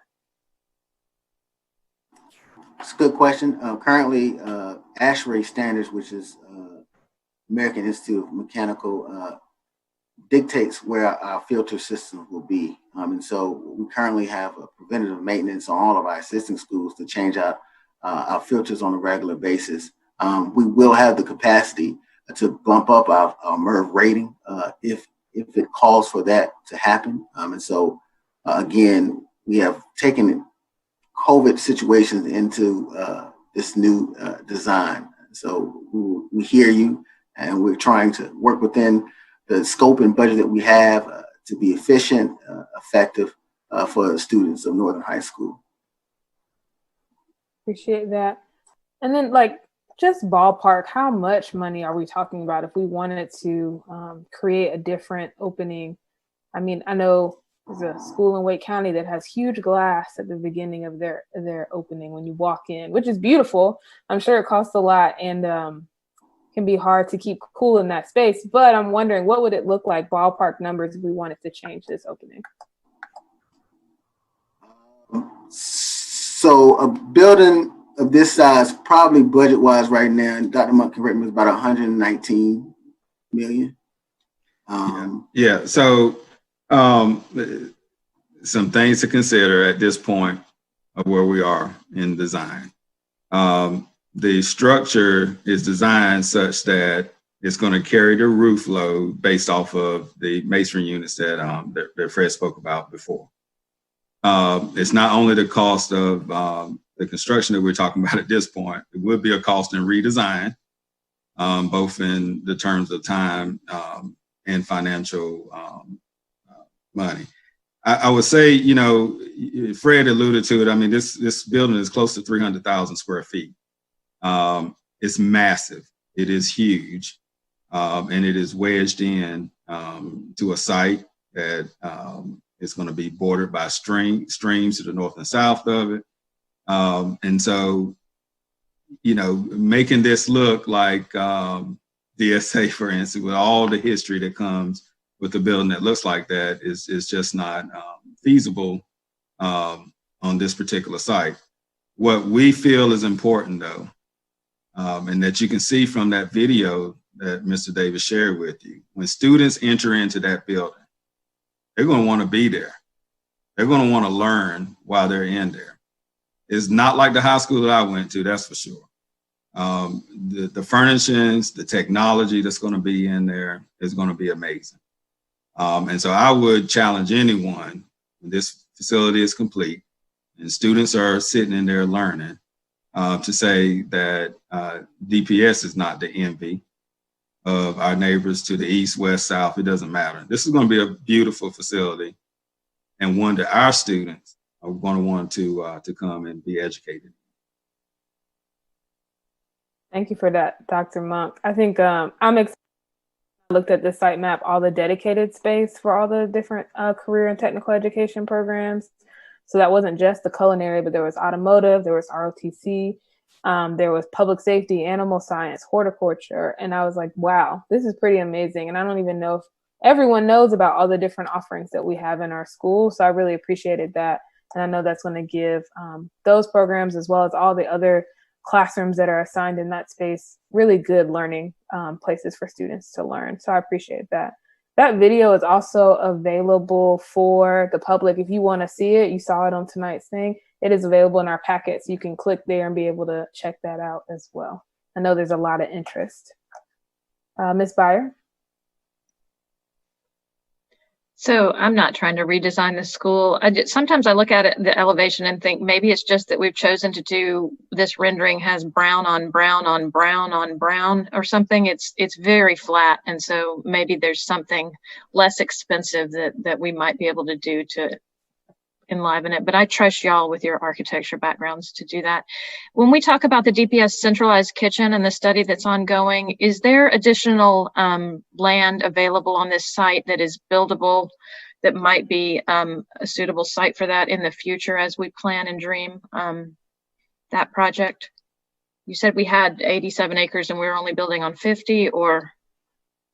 So I'll let Fred speak to the technical pieces if need be, but we have used just about every usable acreage possible. If you look at the site plan, you see those streams that I talked about, and each one of those actually have buffers around where you can't build anywhere near them. And so we realized that we need to find a place for the central kitchen. We're going to continue to do that.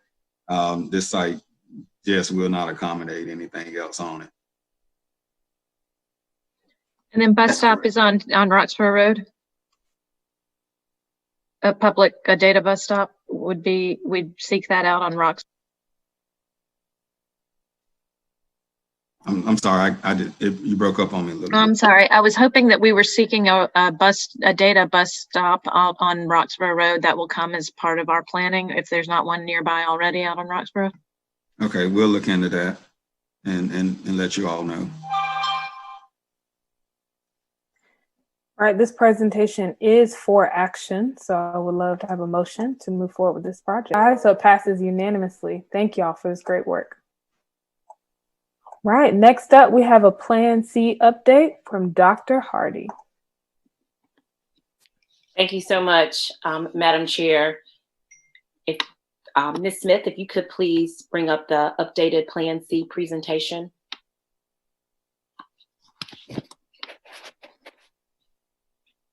As she's bringing that up, I am going to go ahead and get started. Good evening, board members. Tonight's presentation is intended to provide a detailed orientation of Plan C. This has truly been a collaborative effort.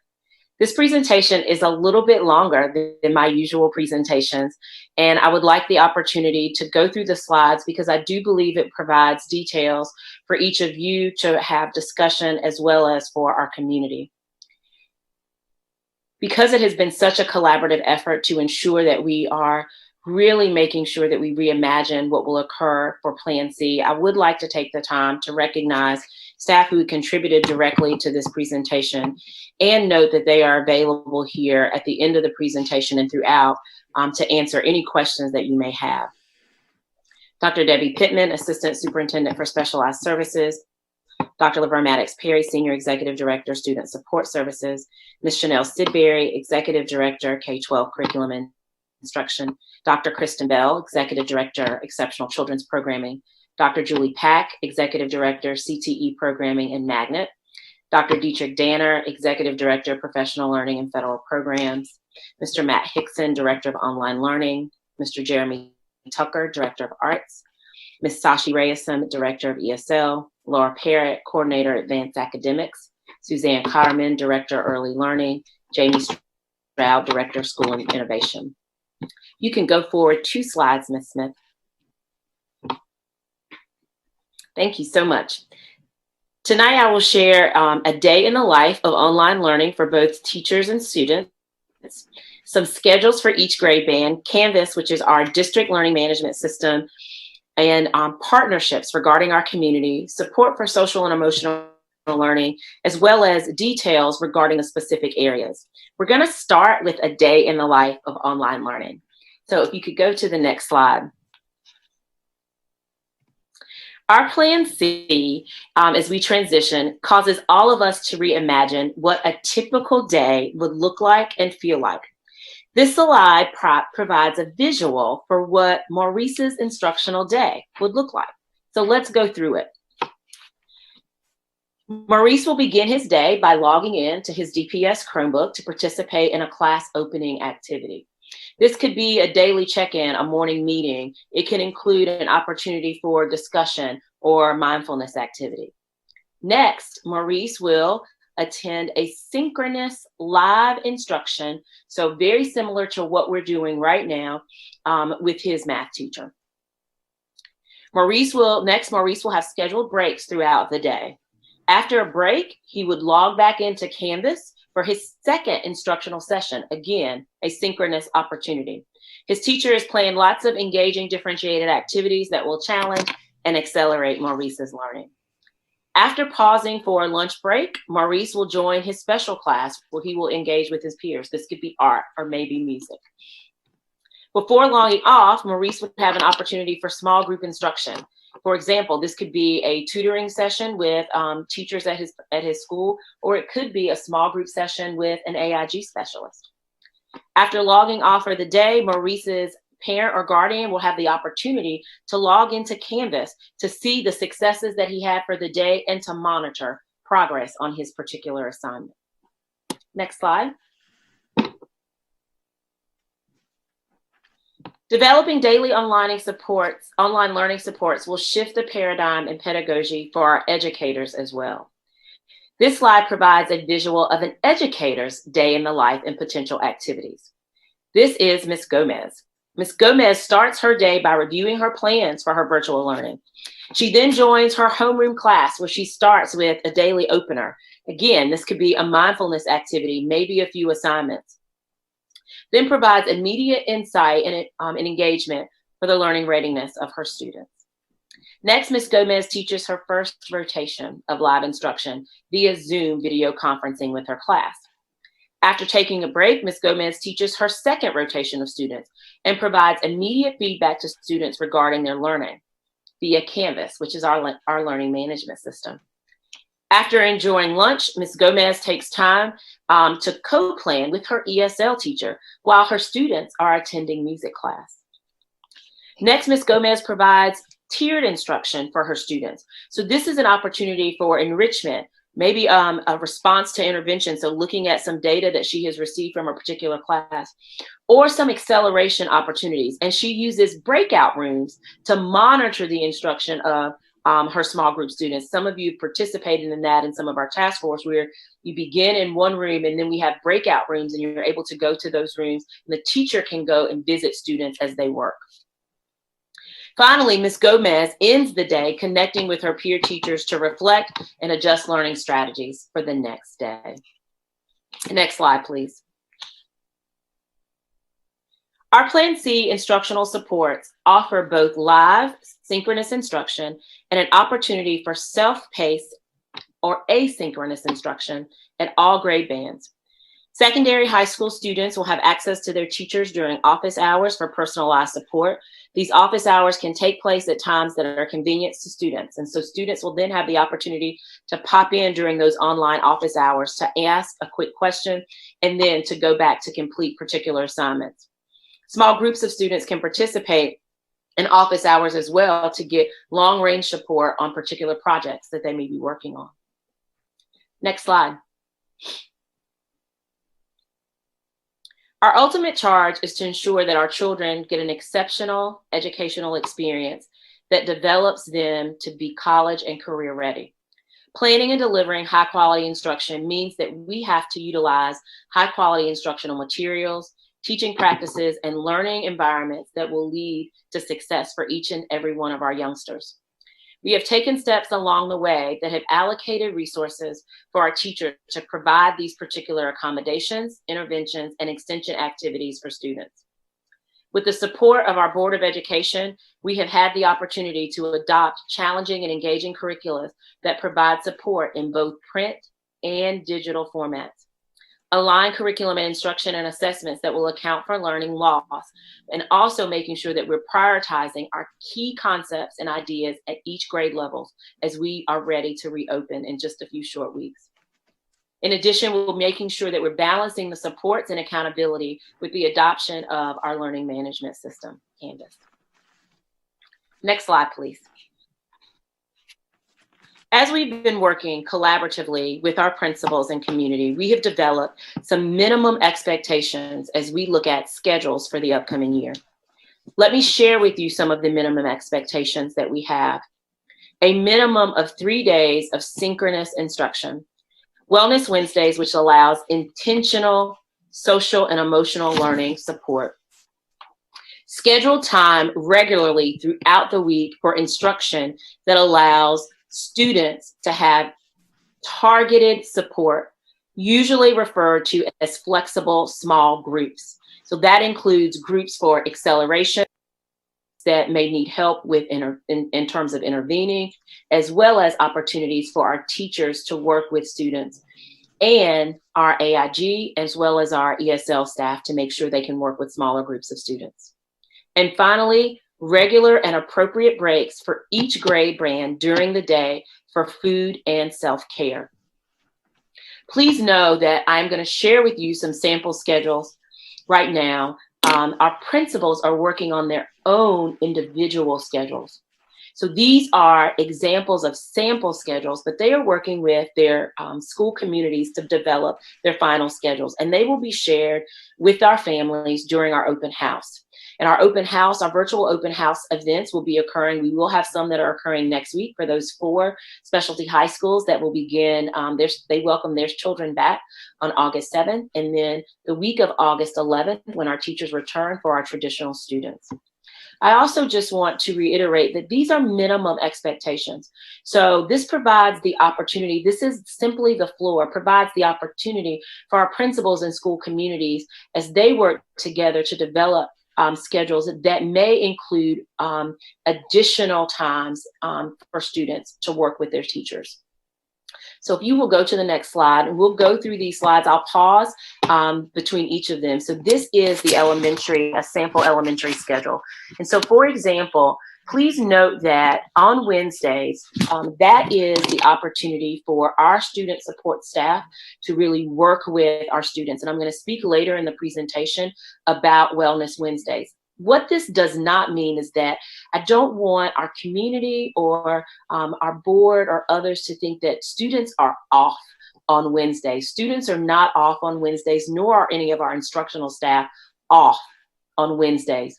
Our support staff will be providing group lessons, meeting with students on an individual basis. Students will be completing projects and activities. So this is a full day, but it provides the opportunity to ensure that our students are not being pulled from the instruction that will be occurring on Monday, Tuesday, and Thursday.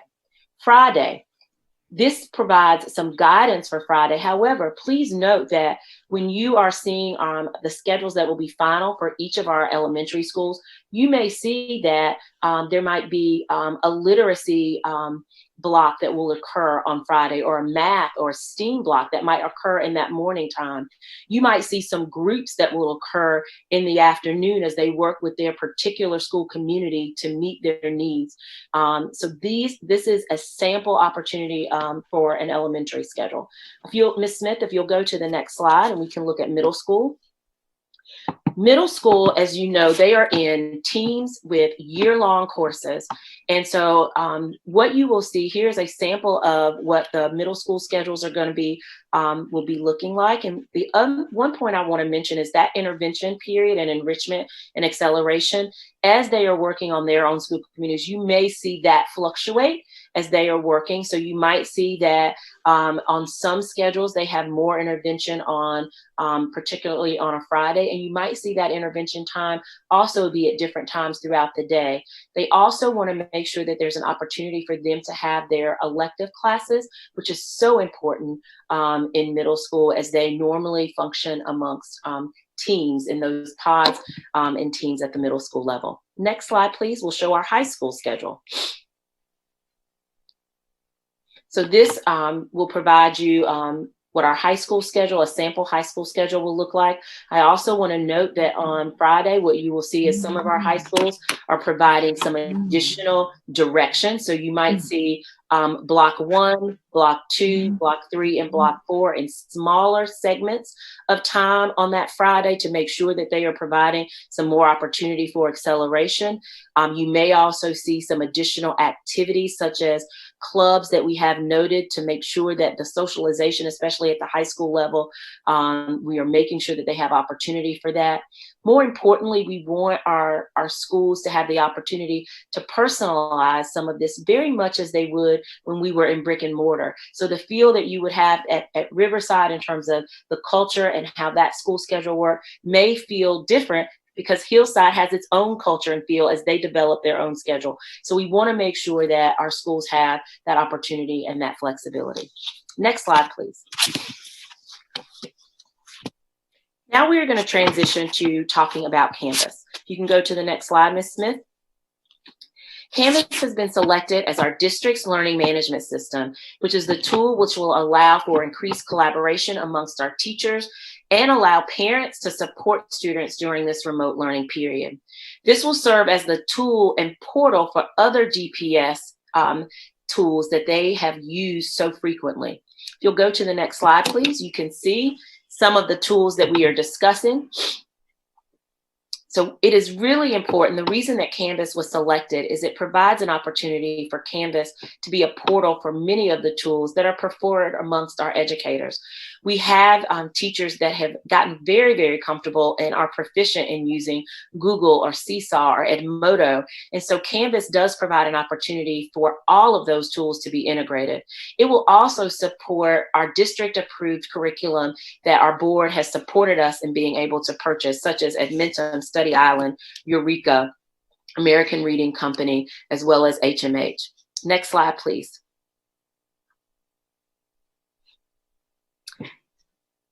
Our parent resources. So one of the things that we know is critically important is to have the opportunity for parents to partner with us to support the learning for their children.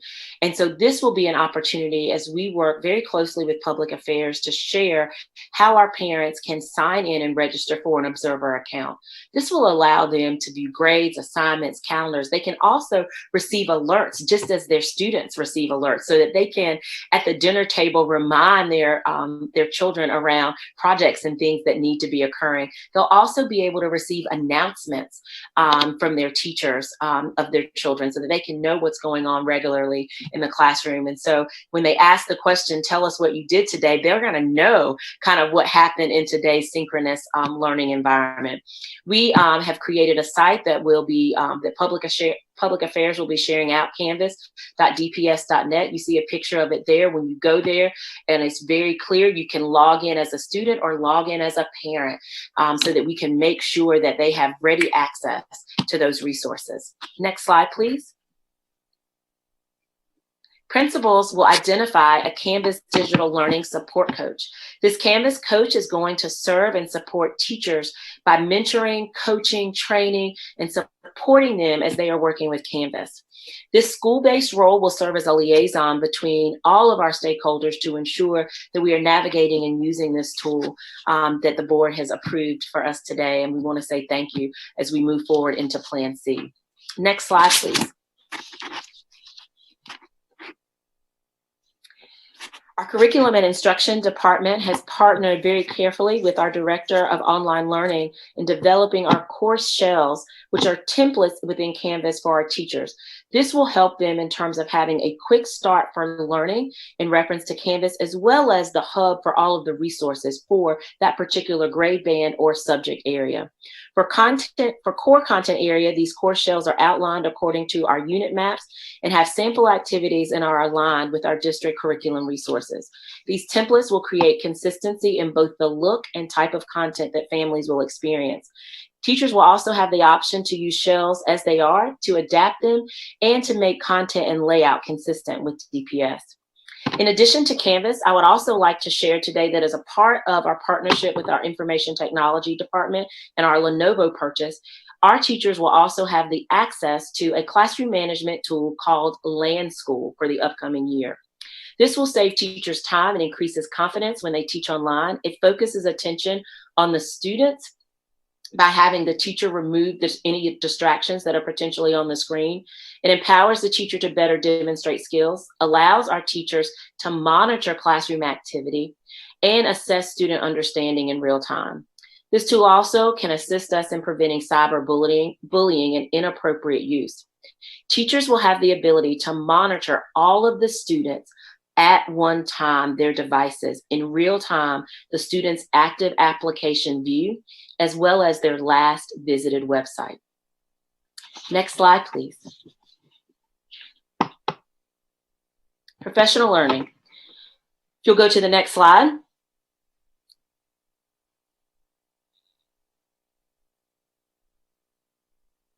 Professional learning is designed to ensure that our educators have the skills necessary to transform instructional practices from a face-to-face environment to an online environment.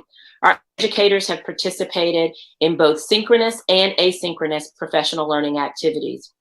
In June, our teachers completed the Introduction to Online courses, which provided a strong foundation in the using Canvas.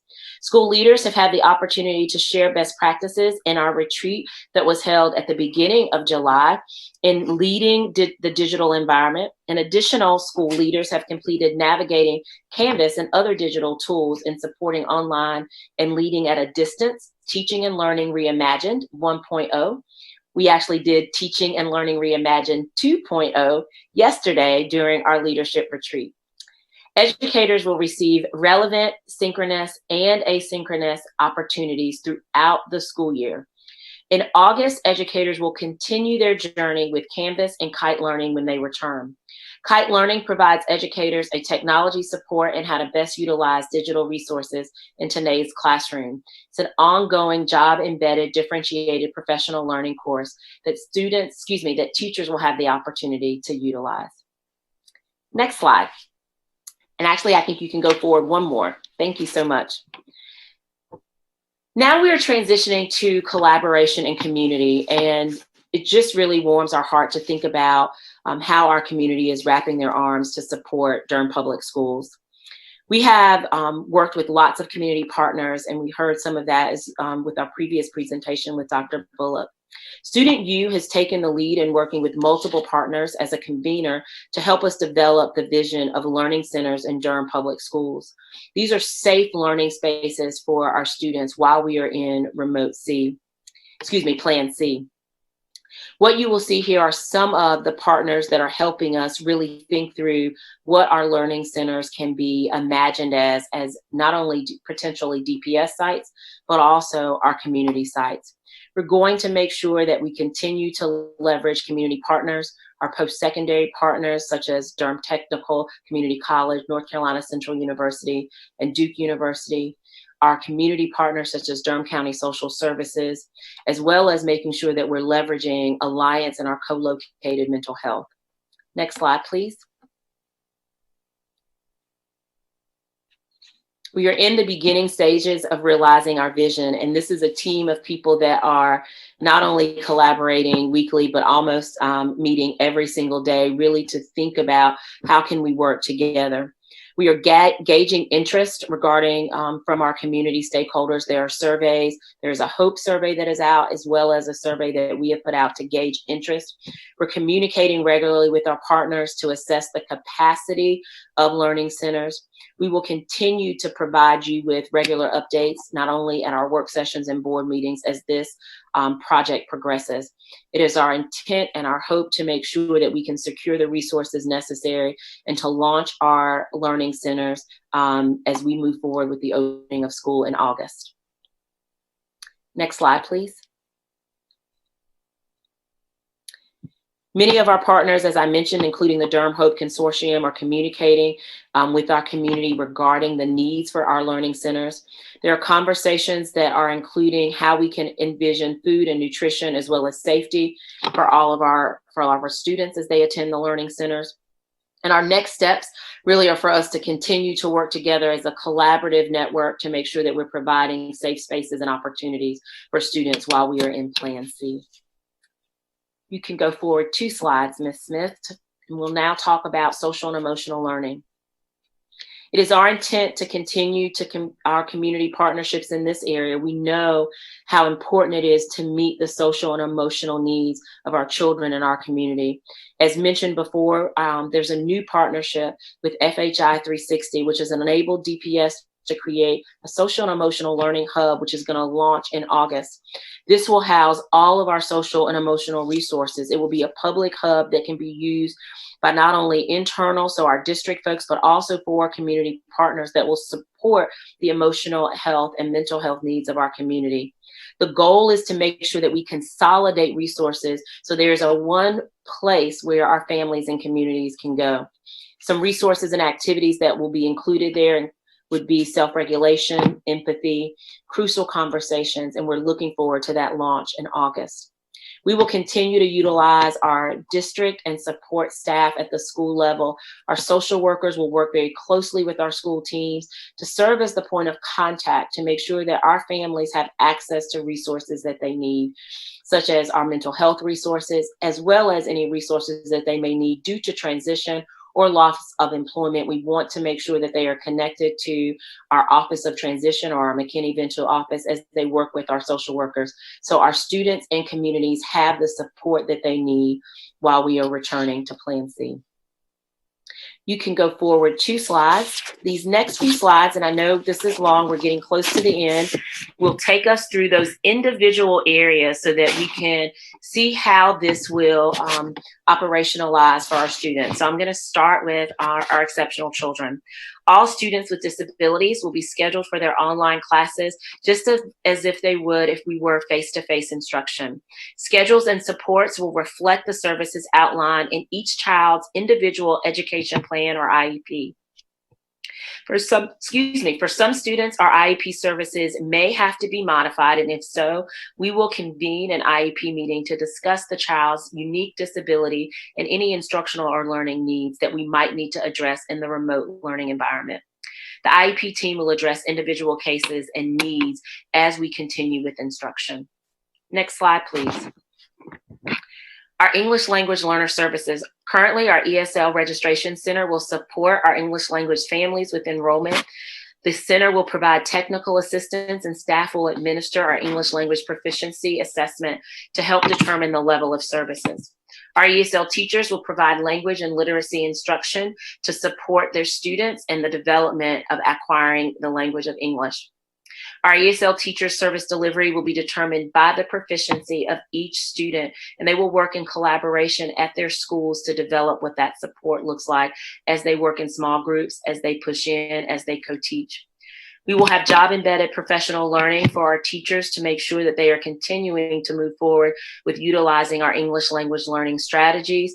And those strategies and that professional learning, of course, will continue to occur in both a synchronous and an asynchronous format to meet the needs of our teachers. Our high school English language learners will be served by bilingual graduation coaches, which provide supplemental support for our students to help ensure that we are progressing towards graduation and making sure that we are monitoring and providing all the supports for students who might be at risk of dropping out. Next slide, please. Advanced academics.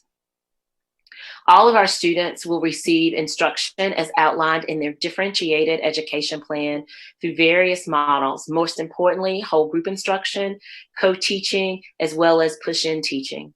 We will also continue to utilize investigations as part of our K-2 nurturing program.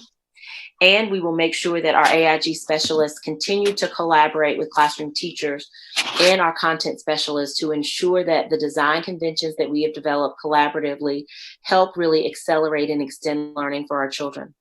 We have multiple pathways for identification, and we will continue to do so to ensure that we are accessing and having access for as many of our students to reach the AIG and advanced academics curriculum.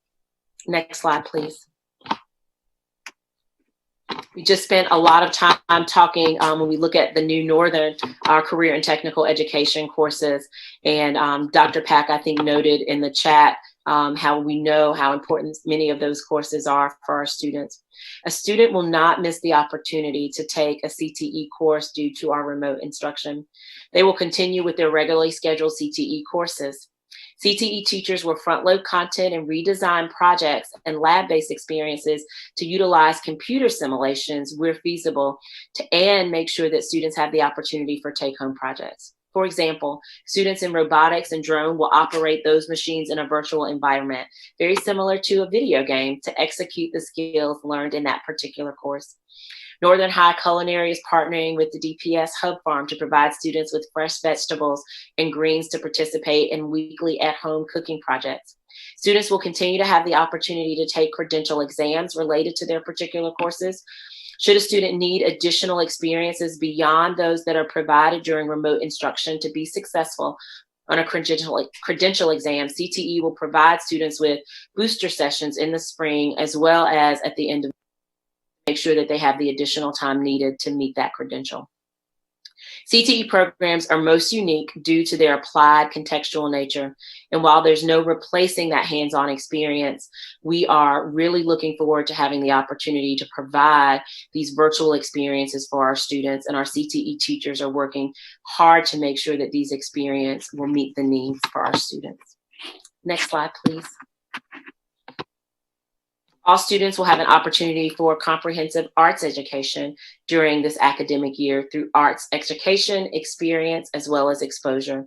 The elementary level students will receive weekly music and visual arts instruction by the school's music and visual arts teacher. Middle school and high school students will have access to the courses that they have enrolled in. And we also want to note the partnerships that we have with many of the Durham community arts organizations. The Durham Arts Council will continue to provide virtual teaching artists to all schools for the means of an integrated arts experience. The Carolina Theater will provide all schools with the opportunity to attend virtual field trips and virtual performances at the theater, while our partners in arts education, Kids Notes, and Duke Performances will also provide interactive visual arts exposure experiences. Our district will also offer virtual events this year highlighting our students and teachers. The arts education offerings will continue to support a well-rounded education experience for all students that pays special attention to the social and emotional needs of our students during this transforming year. Next slide, please. Students will have multiple opportunities to participate in health and physical education throughout the week based on the school's individual daily and weekly schedule. Our healthy living teachers will provide opportunities for in-home physical activity based on several resources.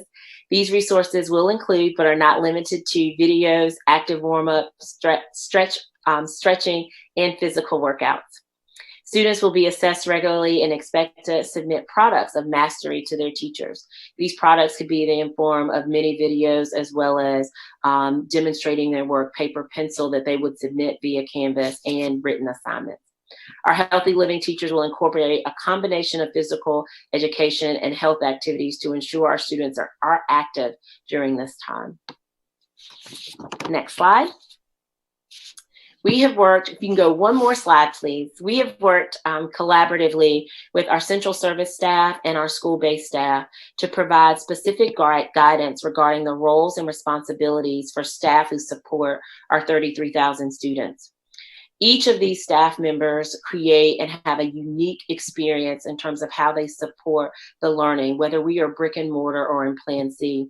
This will allow us to provide a comprehensive support to all of our students in all areas during our reopening plan. And what you can see here, and we have worked very collaboratively to make sure that most of this presentation is focused on what our teachers and maybe our counselors are doing, but there are a number of staff across our schools that provide extraordinary support, and we've worked collaboratively to clarify their role as we are going to be in Plan C, because the direct and indirect support that everyone provides is so critically important. I appreciate your patience. I know this was an extraordinarily long presentation. It's our intent to provide as much detail as we can so that you can get a sense of what Plan C will look like and imagine that as we get ready to open schools. We are open and ready for questions. I don't know if Dr. Mbenga has any comments, and the team is here and ready to respond. Thank you so much. Ready for questions from the board. Thank you. And board members, I'm looking at you all in gallery view. So if you raise your hand, I can see you. I'm going to start with Mr. Lee and then next to Mr. Sears. All right. To everyone who contributed to this, you listed them all out. I can't list them all. I just want to say thank you. As a parent of 3, there was a middle schooler and 2 elementary school kids, this presentation is very helpful. I get a lot of questions, on Facebook and so forth, and even in my own house, asking, what about this? What does the program look like? And this and that. And so my wife is in the other room watching, and she's messaging me and she's saying, this is great. This is wonderful. And it answers a lot of questions. And so I really appreciate that. I wanted to clarify the start times for the different schools. Are all the schools starting at the same time? I saw 7:30, like it says elementary school, or is it up to the individual buildings where of start times? How is that determined? On the schedules it says a specific time, but how does that work? So schools will continue. We're not changing any start and end times. Start and end times do have to be approved by the board. And so we will not be changing any start and end times. And so when schools, we just provided, those are sample schedules. And as you all know, our elementary and middle schools, their start times vary. And so you will, during your virtual open house, you will see a schedule that is more in terms of the time, what you are used to, and then how they break up that day will likely be similar to what you saw in the sample schedule. Okay, so what we see in this, I understand what you said, Dr. Hardy. I just want it for clarity for the people watching. What you see in the packets is a sample schedule. Your school will be in touch with you about what your individual schedule will be.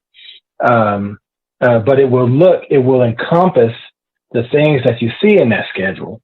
It's just the timings may be different.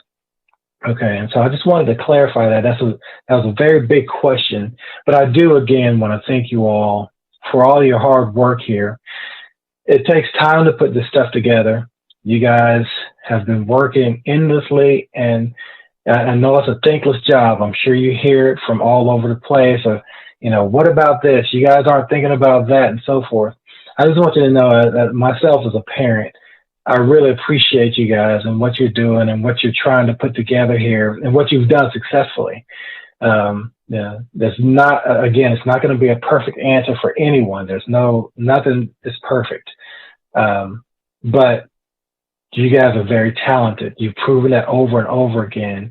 And I just appreciate the work that you all have put in to serve the children of Durham Public Schools and the parents as well. And this information is going to go, I think it's going to go very well. Obviously, there's going to be more questions, but your presentation was very thorough. It was very informative, and I really appreciate everything that you guys are doing. So thank you very much.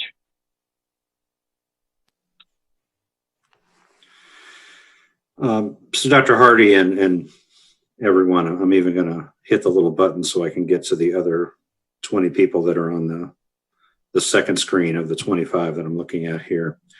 That was a long presentation, and Dr. Hardy, you don't need to apologize because it was comprehensive.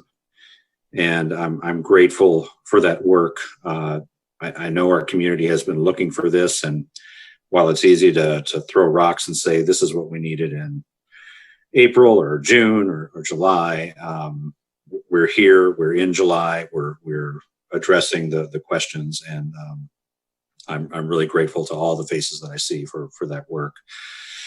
I have two questions that I'm confident you've thought about, and then I think kind of a delicate suggestion.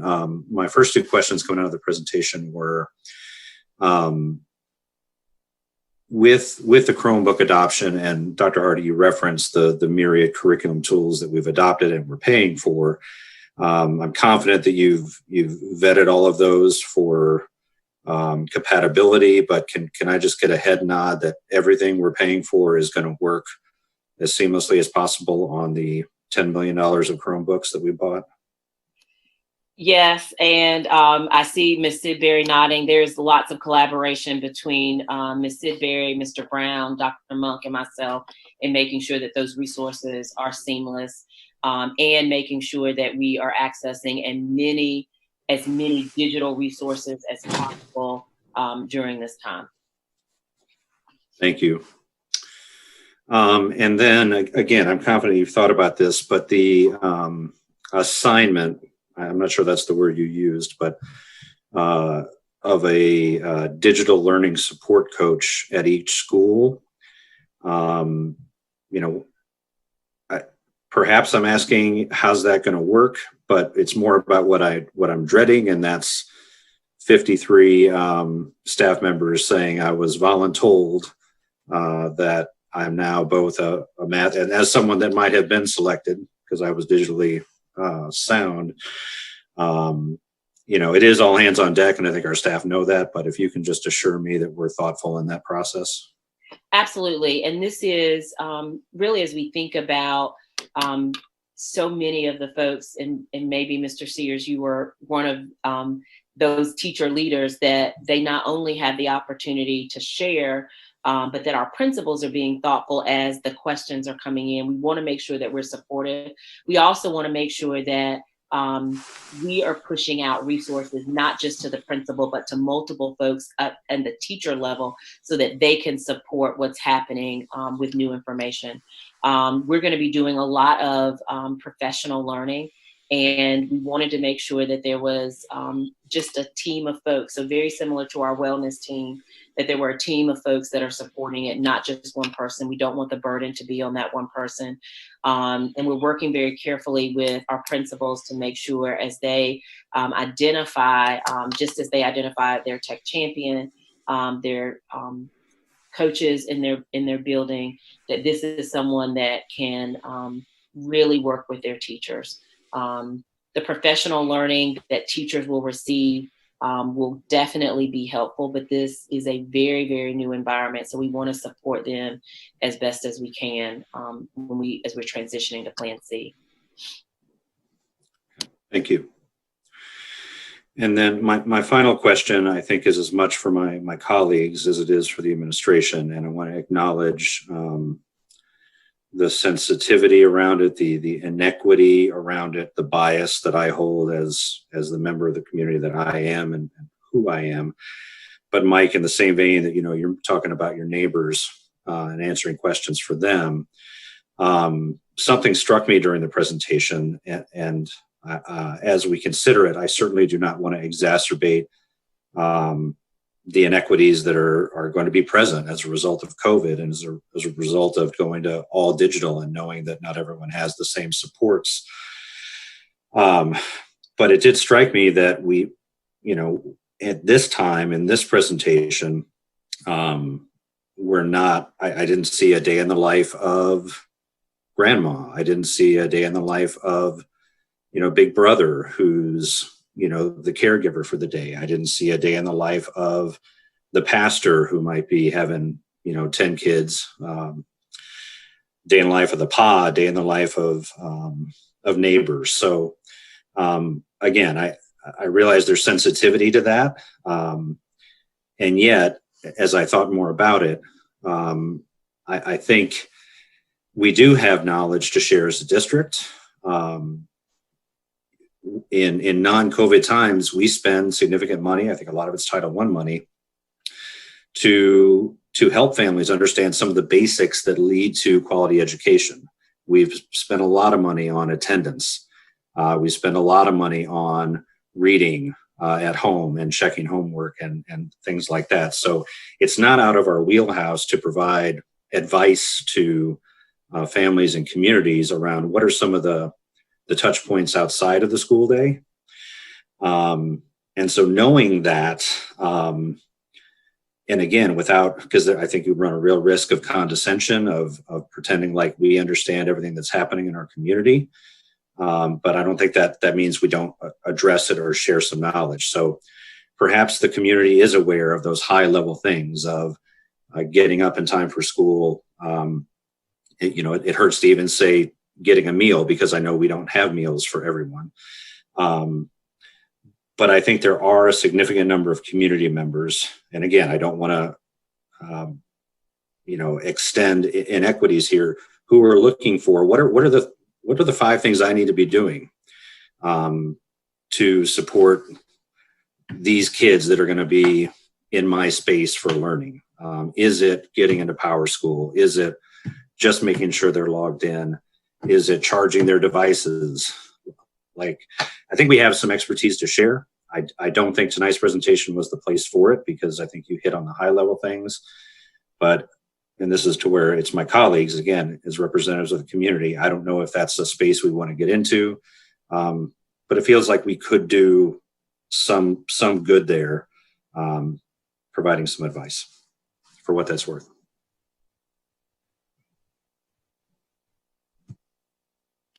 Thank you. Sorry, I was on mute. I see Miss Byers' hand I saw earlier. And we'll go to you next. And then Ms. Valladares. So thank you for the entire team, Dr. Hardy, and it's great to see them here. Wish we could see them in a real room in real life to actually acknowledge all the work that this has been during a time that is incredibly traumatic for adults as well as children, and incredibly unknown. I did see that we're having some EC events coming up, and I wondered if Dr. Bell could speak to those because those are going to be so important for our community to know about. Yes, we do have some parent events that have been publicized, Dr. Bell. Yeah, thank you for that. We, this coming Monday at 5 p.m., we're holding a parent info session to share the information that we have about what we'll be doing. And we've submitted a registration link for people to submit questions. So we'll be tailoring it around those questions. Also we have a Wednesday, another EC staff chat where we've invited all of our folks to come again. We've done a couple of these over the COVID period so that we can, again, present updates to them and also answer any questions and clarify any information for them. Thank you so much, Dr. Bell. I know the community, it will be anxious for that feedback and communication. Can I ask one question, Ms. please. Barber, before you move? Dr. Yeah. Bell, where can a parent, if you're trying to get to that information session, how do I go find that link?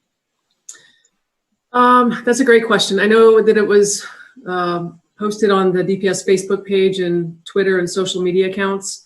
I'm not sure if it was anywhere else. I think we shared it out through our DSNAC, Durham Special Needs Advisory. Hungry for it in English, hungry for it in Spanish, hungry for it in video, hungry for it in a guidebook that we make or an FAQ. So I still think we have some more to do. I don't know if Matt's talking about that kind of thing, or, you know, the physicians that are working with us, what would a pod look like? I mean, is 10 kids in a church too many? It sounds like too many to me, but, you know, maybe those physicians that are helping us with metrics can help us on guidelines for things like that, because people are going to have to make their way forward. And it doesn't all the way sound like we have Durham Learning Centers up to full capacity by the time of start of school. Dr. Hardy, did I hear you correctly in that we're working towards it, but we probably won't have August 17th, the capacity that this community demands? We are working as hard as we can to make August 17th a reality. And so the team is meeting not daily, but there's communication every day with the community partners. I want you to know that we are targeting to make sure as soon as possible. So at the latest August 24th for our elementary families. But we are going to do our absolute best to do what we can to have those safe spaces ready. But it is definitely a collaborative effort, and just want to say thank you to the community that is working with us. And those spaces, I think we're in triage mode right now, but those spaces sound like community collaboration, but I also envision them as our people in our schools supporting our students in the nearer term. Is that part of that vision and that is still on the table? Because we have folks that need work. Our community ed folks need work. Our TAs need work. Is that part of the vision and the conversation that y'all are still having? Absolutely. And so it really is a partnership of sites that we will identify that are DPS sites as well as community sites. Absolutely. If I may interrupt one last time, I've received a request to repeat what I said about the EC parent sessions because of a freeze. And that information is on the front page of our DPS website in the events box. The schedule is right there on the front page. Thank you so much. I do think as a district, as a state, as a nation, as a world, we are still in triage. We are saying who amongst us has the greatest need that we need to reach out and support most readily. And so I think of that with our homeless students. I think of that with our EC students. I think of that with our youngest pre-K and kindergartners. I think of that with kids at risk of dropout. And so I hope that as y'all are thinking, Dr. Hardy and Dr. Mabenga, that you will help with a rubric that helps us identify, those high needs kids and those high needs learners, so that when it's safe, we can get them back as soon as possible. I think it's so important. And some of these students will be able to navigate virtually differently than others. Are we going to share books and manipulatives with some of our youngest kids? Is that part of our vision for getting hands-on learning materials to children? Yes, and I definitely would, if Ms. Sidbury can speak to some of that. When students do pick up their Chromebook, they will get, I'm calling it the take-home kit. That might not be the right word. That will include, for example, their Eureka workbook, as well as potentially other manipulatives, art materials that they can use during their art class. Ms. Sidbury, would you like to speak to that? Sure, I think you covered a good bit of it. So all of the, good evening, board, by the way. All of the recent core adoptions that we have had the privilege and the board support of come with both a consumable digital consumable resource as well as a digital resource. So our strategy is to make sure we couple as many of these resources in the hands of our schools so they can distribute them alongside of our Chromebook and hotspot distribution. In addition to that, we are working on modified home kits for things like science experience and all those experiences that students would have if they were face-to-face. And so it is our goal to make sure that there is a similar support or similar experience, just like the student is in school, getting their hands on those materials. And in some cases, those materials would look digital. But we are making sure that we have both those print materials that accompany, especially in our lower grades, as well as the digital complement for resources. Thank you, Ms. Iveri, and happy birthday. We should grace you by not singing to you because it would be a hot mess on Zoom, but we are thinking of you celebrating your birthday with us. Thank you for doing that. I didn't see anything about feeding people unless I missed a slide. Are we feeding students? Is there a breakfast lunch plan that we're dreaming up? So that's going to be depending greatly on whether or not we receive the waiver from USDA. We were supposed to receive that information this week. I guess we got one more day left. And so maybe we'll hear something tomorrow. But if not, the feeding program will end on August the 31st. And in order to receive meals, students would have to come to the school, and those who pay for the meals will need to make payment, and then we could pass out meals to those who receive free lunch. So stay tuned on that, and we'll definitely give you an update once we hear something from the state. I appreciate it, Dr. Monk. That seems like something that our advocate parents and community members could help us advocate for, and it's not just our problem. It sounds nationwide. So my final thing, I think, until I think of 17 other things like everybody in Durham, is I really feel strongly, and I don't want to make decisions on behalf of schools. I love that you've given them their flexibility with scheduling, but I really feel strongly that we need a rhythm of consistency of 4 days a week in high school for someone to lay eyes on them, and that flexibility of Friday. I've got a nephew that is a senior in high school, and I know what he did in the spring, and I know what we're going to bring to them this fall is going to be profoundly different than that. But he's going to take that schedule that we have drafted as a 3-day weekend, and I know that's not in his best interest or a lot of our students' best interest. So as much as possible, I hope that our schedules can have a rhythm: Monday, Tuesday, and then Wellness Wednesday, Thursday, Friday classes, because we've got a lot of kids we've got to accelerate and a lot of kids we've got to remediate and everything in between. And I just feel real strongly that getting that rhythm is going to be important. Not so much long screen times during the day, but somebody's laying eyes on you every day. If you're not well, if you're not feeling well, that somebody knows and comes and checks on you. So I just really would like to continue to advocate for that and hope that our high schools can maximize that schedule. Ms. Byer, thank you so much for that feedback. And we've been working very closely with our high schools just regarding development of their personalized schedule and making sure that we are looking carefully at our students. I do want Ms. Sidbury to speak to that a little bit, because we have been working on some expectation documents. And so I think that there's some processes that will also help. Ms. Sidbury. Yes, Ms. Byer, there is a process within the high school schedule, even on Wellness Wednesdays and even on the Fridays, that there is, through our LMS adoption of Canvas, there is a daily and course Canvas check-in where the teacher would pose a question, the students will have a period of time, even on those asynchronous days, where they would respond. And that way the teacher would have at least contact on a daily basis with students to check in and find out how they are doing. So even though there's not scheduled face-to-face time during that time, within our teacher expectations in collaboration with the high school comprehensive principals, there is still a process to make sure that someone is having two-way communication with that student on a daily basis, even on those Wednesdays and Fridays. Yeah, I do appreciate that. I think that's something. I think that's not the most we can give them. And so as you all continue to work with our principals and educators,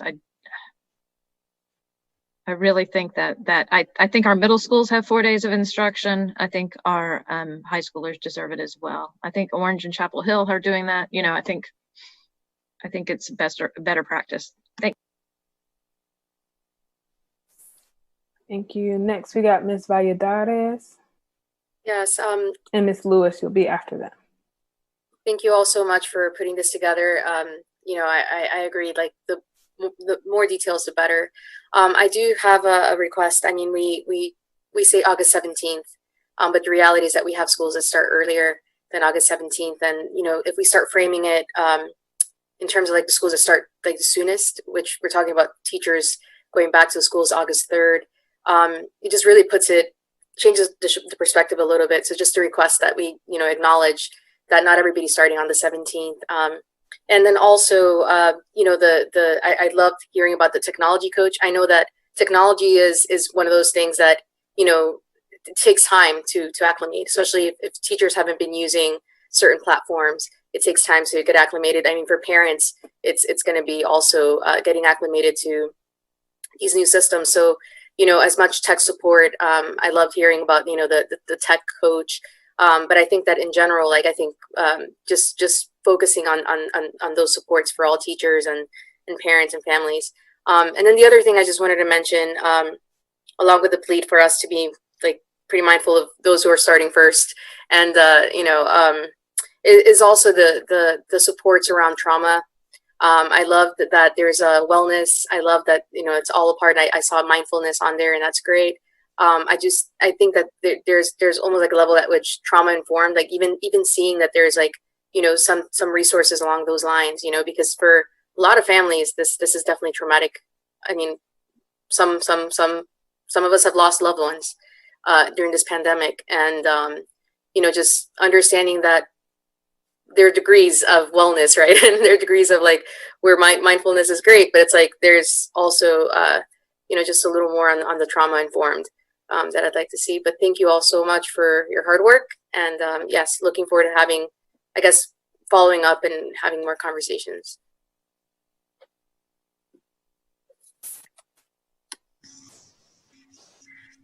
Thank you, Dr. Hardy, for your presentation, and to your team and all the hard work that has gone into this. That was a lot of communication that is definitely needed.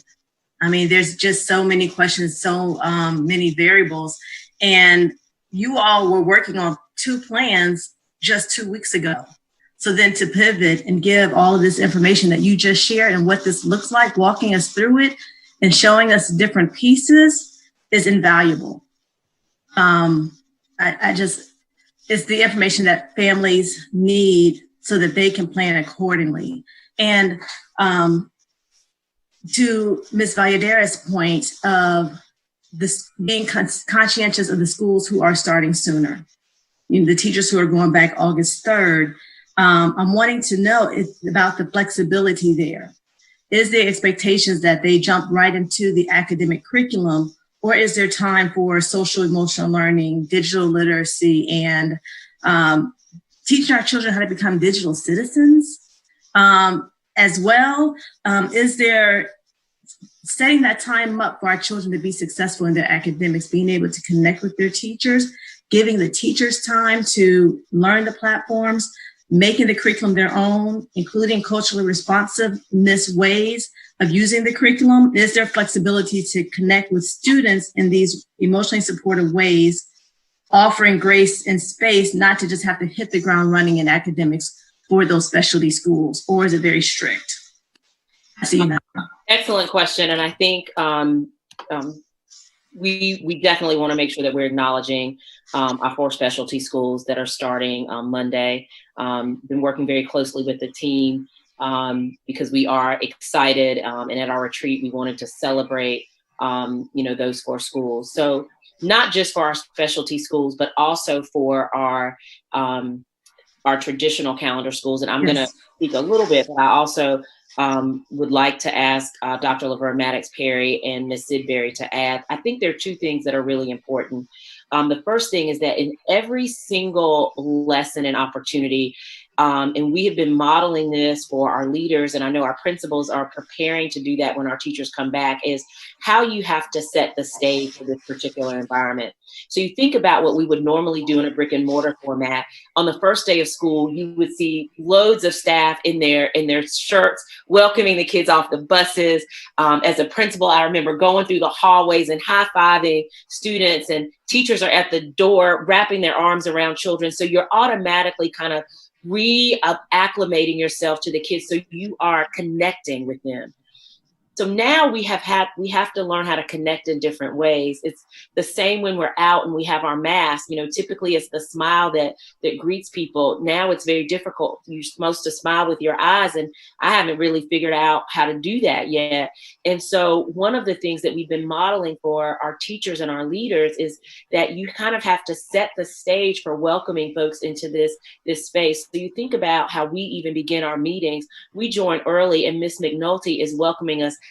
Good evening. How are you doing? Checking the sound. Is trying to make sure that there are some things that help welcome folks into the space. We are modeling beginning every lesson with an opportunity to see how our students are feeling, and there are multiple ways to doing that. And so for our littlest learners, it's going to be identifying potentially an emoji so they can say how they're feeling that particular day. For some of our adolescents, it might be using descriptive words, and then using that before we even get into talking about two-step equations or the letter L, so that we're really setting the tone in that particular lesson. And the Canvas courses that we are creating, in each of those courses, although there is a pacing guide at the beginning, it is really about setting the culture and norms within the classroom so that you can create those relationships that we're so used to creating in the face-to-face environment. I'm going to see if Dr. Maddox-Perry or Ms. Sidbury want to add to that as we're setting the stage. Dr. Maddox-Perry. Sure. Good evening, board members, Dr. Mabenga. Thank you, Dr. Hardy, and good evening, community. Yeah, I agree that one thing that's going to be most important for us is we have a saying that there's no content without connection. So one thing that we've been working on is really making sure that those connections remain at the forefront of how we're responding. We've also been talking, as you saw, looking at roles and responsibilities, just understanding that we have made somewhat, I don't want to say a pivot, but we've included that not only are we concerned about whole child wellness, we're talking about whole school wellness.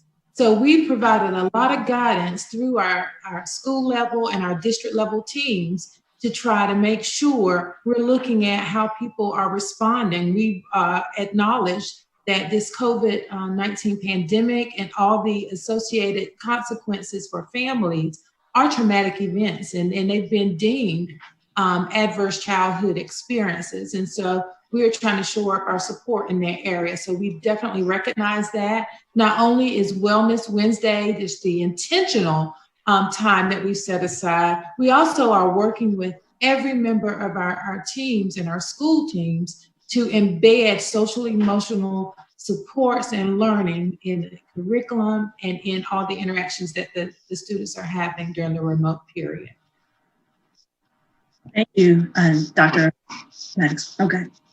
Yes, and I was going to say also, as a part of getting acclimated to our Canvas LMS, there's a module 0 in every student would experience that walks them through kind of getting acclimated to the resource, where things are, where to click. There's going to be interactive videos and things of that nature. In addition to that, we are partnering with Durham County Library for support on digital literacy skills. They're applying for a grant so that we can have some digital navigators to support us, and that work is underway. We also are encouraging teachers in terms of the teaching and learning online expectations to make space and time for communication, collaboration. We're giving them strategies on breakout, how students can still have conversation and communicate. We want to make sure that we have a sense of congruency to what we're moving from the classroom to online. So as many of those strategies as we can arm our teachers with, we are being mindful that they have a lot to learn. The learning curve is steep. and that there's going to be a lot of things coming their way. So we want to make sure we chunk these things as well, but we are mindful in making sure that we pay attention to those things as well. Let me just go ahead add to what our academic folks have been saying. We have our principals are instructional leaders in the building. So everything that we're doing, we're pretty much giving them guidance. When you have your pacing guide for whatever 9 weeks, they're going to be schools they're going to be ready on day one, probably to start. They're going to be at the school. They're going to take a good 3 days, probably just trying to acclimate students before they get to that level. So I have a full trust on our principals as the instructional leaders to decide where and what points they need to start with for instruction. I think depending on the culture of the school, depending on the readiness when it comes to digital learning of a particular building. And I have a full confidence that giving our principal that flexibility, they should know what's there or probably the first week or the next week before they can even start with curriculum instruction. Thank you. Thank you, Dr. Mabanga, Dr. Sidbury, Dr. Maddox Perry, and Dr. Hardy. As I hear you speak with such passion and the thoroughness of answering that question, again, I'm very confident that you all have been very thoughtful about the practices and what it looks like coming back to school. There's so much about the presentation that I appreciated. The explanation about Wellness Wednesday was also very helpful to knowing that it's still logging in and that clubs there's equity, even that there's access to clubs and club participation, where in the brick and mortar may not have always been the case with transportation and access. So again, that opening up the doors for our kids, there's a silver lining. So thank you for explaining more about the Wellness Wednesday. Then, excuse me. I also appreciate the breakdown about the specialized services. And I know we were very high level and talking about what's to come and what's to expect. So, and I'm going to say this one more time. I know it's been said, but the Exceptional Children's Department is having an information session on Monday, August 3rd from 5 to 6 p.m. Information to get out there is so important. It's a little surprising that this is just happening with our EC. I've had so many questions about EC, knowing that there's so many needs out of this department. I think we have close to 8,000 children that's being served. And I'm really looking forward to the information because there are so many specialized needs, so many questions, and how can we rise and be innovative and how we're going to really educate and meet those needs of all of our students. It's on our website, it's on social media. As many people as we can tell, we have to get them a part of this information session and continue having them, leading up to these 2 weeks. So thank you, Dr. Bell, for pulling that together as well. And my last question is more technical around the distribution of devices and hotspots. I'm sure you have a plan. And that's a question that keeps coming up as well. If you could just speak to that for a second, I appreciate it. Thank you. I'll definitely start, and Dr. Monk may have some things to add. It's definitely a partnership between academics and information technology. Our schools are developing their device deployment plans. And so that's also going to be part of many schools. You might hear about it right before open house, but you'll definitely hear about it in their virtual open house.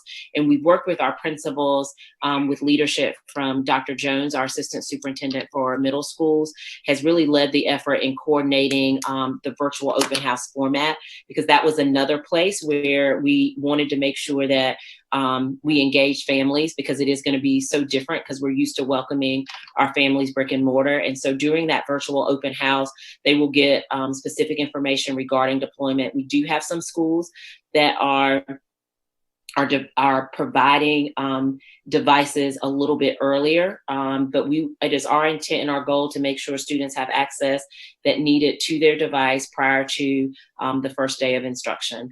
And we are also working very collaboratively with information technology regarding the distribution of our hotspots as well for those families who do need our hotspots.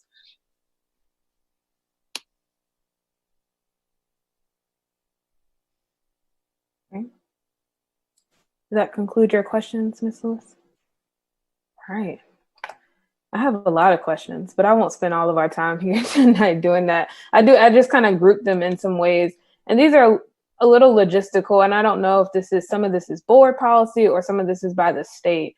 When it comes to like attendance and tracking that and like hours of instruction, like I think I was a little shocked that we had that many hours, but then I was like, there's probably some other rules and regulations around what that looks like. Can y'all explain a little bit of, have we received any guidance from our state around those expectations for this school year?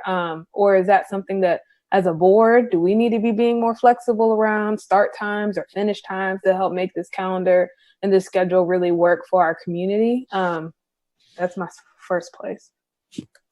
And I will actually speak to that. Good evening, board. We did just receive guidance just yesterday from DPI regarding attendance and enrollment procedures. And they have provided that. We will be providing a toolkit for our principals in the next day or so to make sure that they have and the teachers have all that they need to be able to appropriately monitor and track attendance. And also to ensure that we have clarity on enrollment processes. So what is required for a student to be formally enrolled. So I will say on day one, some type of two-way communication, Zoom, email, phone call will have to be in place for a student to be actually considered enrolled. And then I will say for attendance measures, we will identify that we are remote learning days, and then there is attendance taken every day, whether it's synchronous or asynchronous. And so teachers may use assignments actually to show that engagement and to show that the student attended. And so we will be providing some guidance with some specific information for teachers and schools as we prepare for attendance. So the state has definitely given us guidance on that. It is hot off the press. That's really helpful. I think I'm thinking about, when I think about and look at these presentations, I'm thinking about the lenses of the students who I know and families that I'm hearing from who are juggling multiple things, that are high school students who are working to support their family and also thinking about childcare. And so those are kind of the lens that I'm asking these questions. And I really just don't want any of this to be there'll be penalties around students who are juggling so much in their homes right now. And I know that virtual is the safest option currently to keep all of our students safe because the people are at home. But I also want to recognize that students are going to be juggling so many things. So I think as flexible as we can be, but also provide the necessary supports that we can, it's kind of where I want to make sure we land. If that is, Friday, you check in the morning, but you have time to work on your projects without being online on Zoom, like that might actually be the best thing. So the students can, I know that some students are going to be watching their younger siblings, like that is going to happen while they're on their elementary school schedule trying to do that. So how do we create the right level of flexibility in that schedule, I think is what I'm thinking about. So I like the opportunity for those flex times, but I do want to make sure that they're still, like, students have, work. Like, we want them to be doing some learning. So that feels really important to me. I agree with what's been said earlier around, like, how do we teach the educator or the parents as educators? And I know that so many families are thinking about, whether it be pods or centers or, your cousin who can work remotely from home and is going to help you out. And so if I'm one of those people, how do I make sure I know how to navigate Canvas? Right? There's some kids in my neighborhood, let's say, who are coming to my home. And so we can, as we're developing those, if they're on our YouTube site or whatever, I just know so many community partners and community members and neighbors are going to be helping support children. So how do we make sure that information I can see it too? So I'm like, okay, well, let me teach you how to use your Canvas. So I think that's going to be really important. And I think I'll extend that to also the community organization. So World Relief, who works with a lot of our immigrant families and refugee families. Can we get them in front of this screen?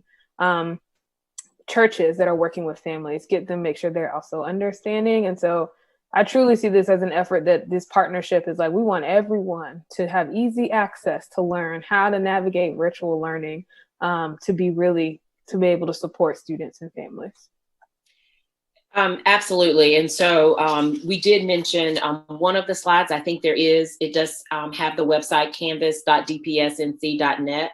And so, and also in collaboration with the back to school communication that Public Affairs will be doing, you will see not only tools on that site, but also in the links to log in, but also videos to help. So there's one there that talks parents through how to become a parent observer so that they can connect to their child's class. There is also a video about how to download the app on your device so that you can get those announcements on the devices that we have. And so all of that will be launching before you know it, and ready for our specialty high schools that will be starting next week. And I see Mr. Sutter wants to chime. Could I speak to that a little bit, please? And if I could have permission to share my screen briefly. If you go to the front page of dps.net right now, you will see that the top of the banner, our back to school page link is very prominent there.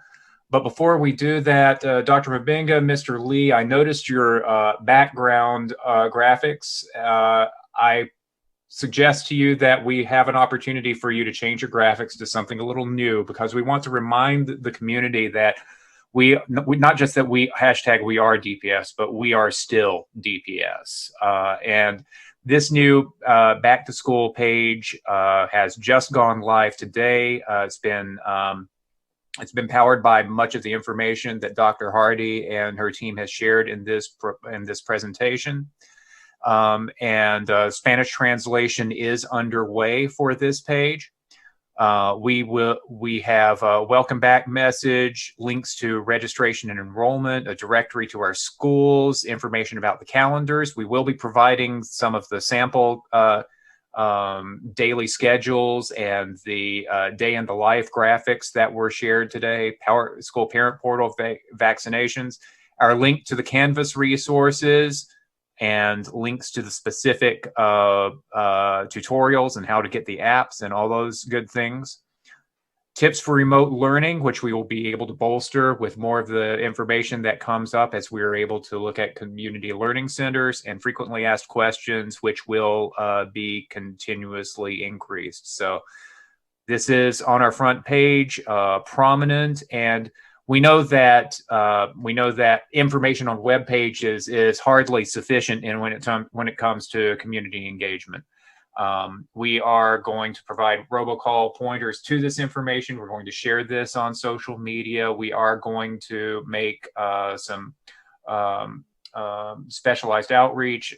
I'll work closely with Pablo Friedman and the Multilingual Resource Center to get these resources out in their hands. And I want to give a shout out to our new Director of Marketing and Community Engagement, Sheena Cooper, our Digital Communications Specialist, Truett O'Neill, and to the Academic Services team, particularly, I am blanking on her new title, darn it, and she's had that title for about 6 months, but Janet Del Pinal, who used to be in my office and is now with Academic Services, for helping to put these resources together. We know that these resources, as was said before, could have been used in April. We have been moving very quickly to put this information together, and we will disseminate it as quickly as possible. Thank you. Okay, Madam Chair, let me make a comment about what you just said about a few minutes ago about engaging the community in this effort. We have had some meetings, and we're going to try to expand those meetings. We had a meeting with Durham Housing Authority, and we have a partnership with them where they really want to get materials, what we are doing, so that they can support us with those learners that are living in the community. We also had a meeting with our faith-based community. Dr. Washington was there representing the group.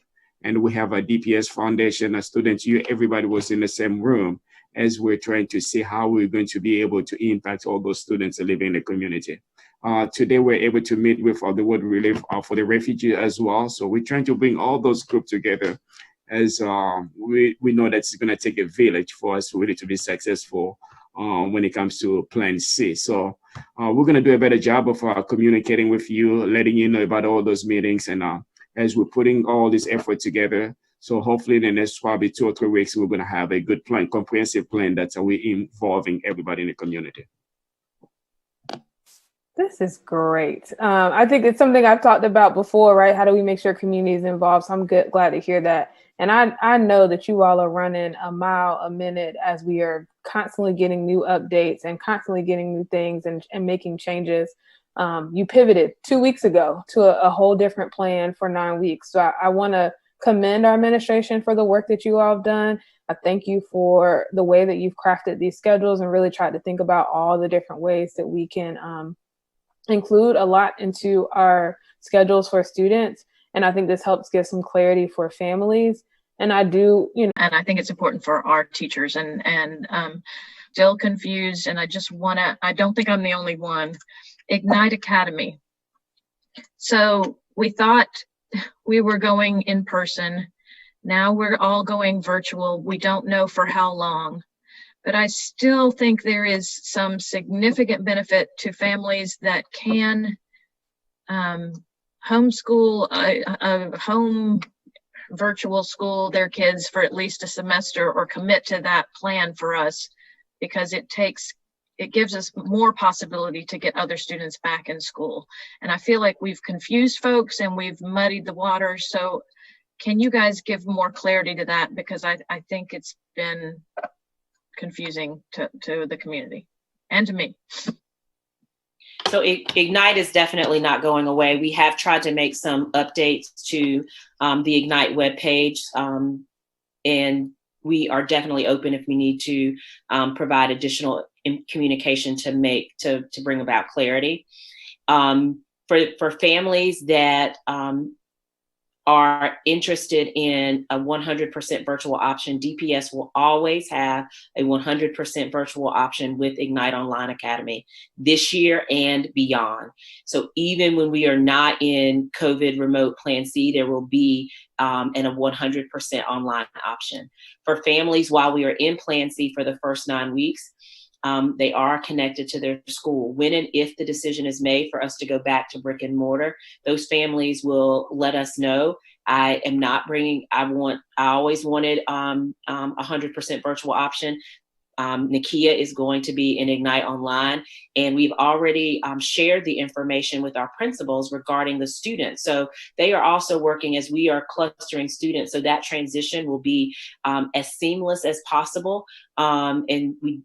Because we will have, if we go back brick and mortar through sometime during this year, we will have some students that will be face-to-face and then some students that will be online. And so we'll work to make sure that is seamless. So principals already have the list of families who wanted to have Ignite Online for the semester. So it is not going away. Families will still have that option. Families that are still interested in a 100% virtual option, they can note that in the new, if they're new to DPS, in the new enrollment form that they want that. They will still, since we're in Plan C, they'll be connected to their base school, but we'll know that they want that remote option, which will allow them, if we do go brick and mortar for second 9 weeks, to make sure that we take care of those students and families. And we are going to, our Ignite Online Academy also provides us the opportunity for access to courses across the district. And so we will definitely be using that to make sure that families, that we continue to have access to some special courses. So for example, there were times when a high school course potentially was not able to make, right? So high school biology. So you might would only have 1 or 2 students. Now we can create opportunities for students across the district through Ignite Online to have that socialization, to have access to some particular courses. So we'll be making sure that is available and of use.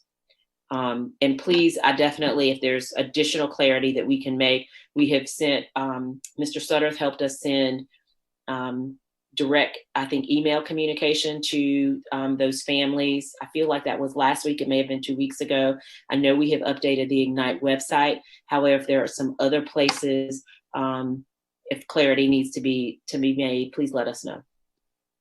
Yeah, that's super helpful. And I think the notion of clustering students together, if the family is choosing Ignite for the semester or the year, is going to be so important for those children to have that cohort. So I'm glad to hear that you're doing that. And you said new families could note that on the enrollment form. And then if families miss that cutoff window when it closed, and they might be our existing families, is there a way for them to indicate that, Dr. Hardy?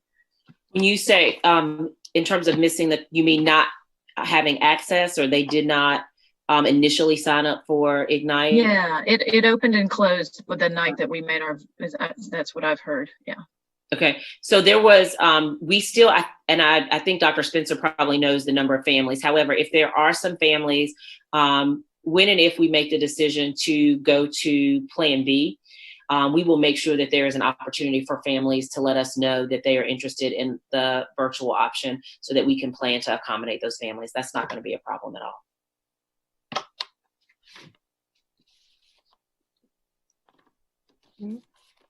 And this is my one last comment. I'm also just concerned that where my students might fall through the cracks during this time. And I know our team is working really hard to make sure that doesn't happen.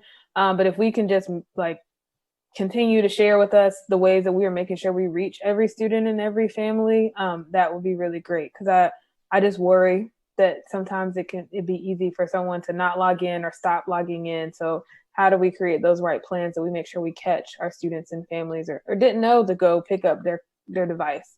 So how do we make sure we catch all those students and families feels really important to me. And I know y'all are thinking about this really hard. So I don't want to pretend like you're not, but that's something that I just want to state and make sure we're clear about.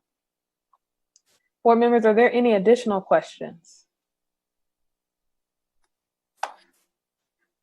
All right, so it looks like we can keep moving on our agenda, which is a motion to move into closed session for the reasons stated on the agenda.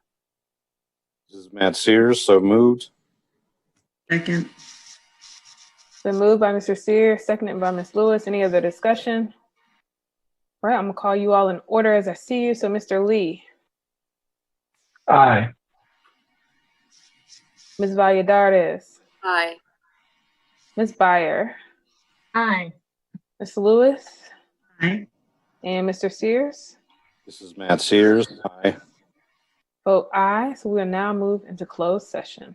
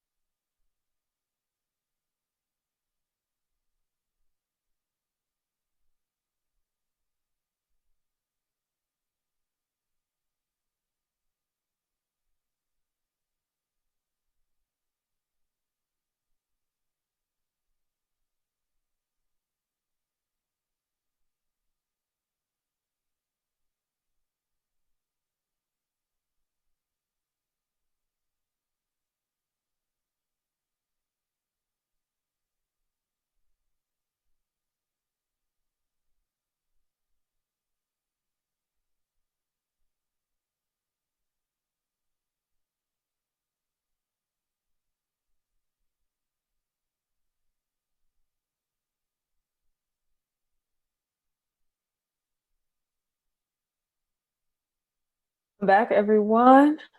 I will entertain a motion around the personnel report. Excuse me, Dr. Mabinga.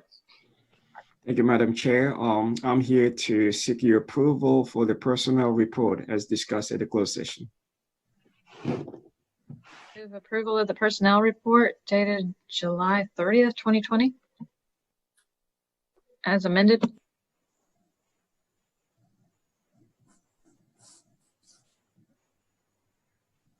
I'll second.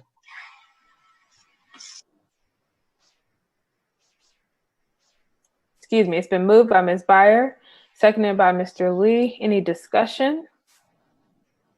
All right, Mr. Lee. Aye. Ms. Lewis. Aye. Ms. Valladares. Aye. Ms. Byer. Aye. And Mr. Sears. This is Matthew Sears. I vote aye. I also vote aye. So the personnel report for July 30th passes unanimously. And with that, we are adjourned. Thank you. Good night, everyone.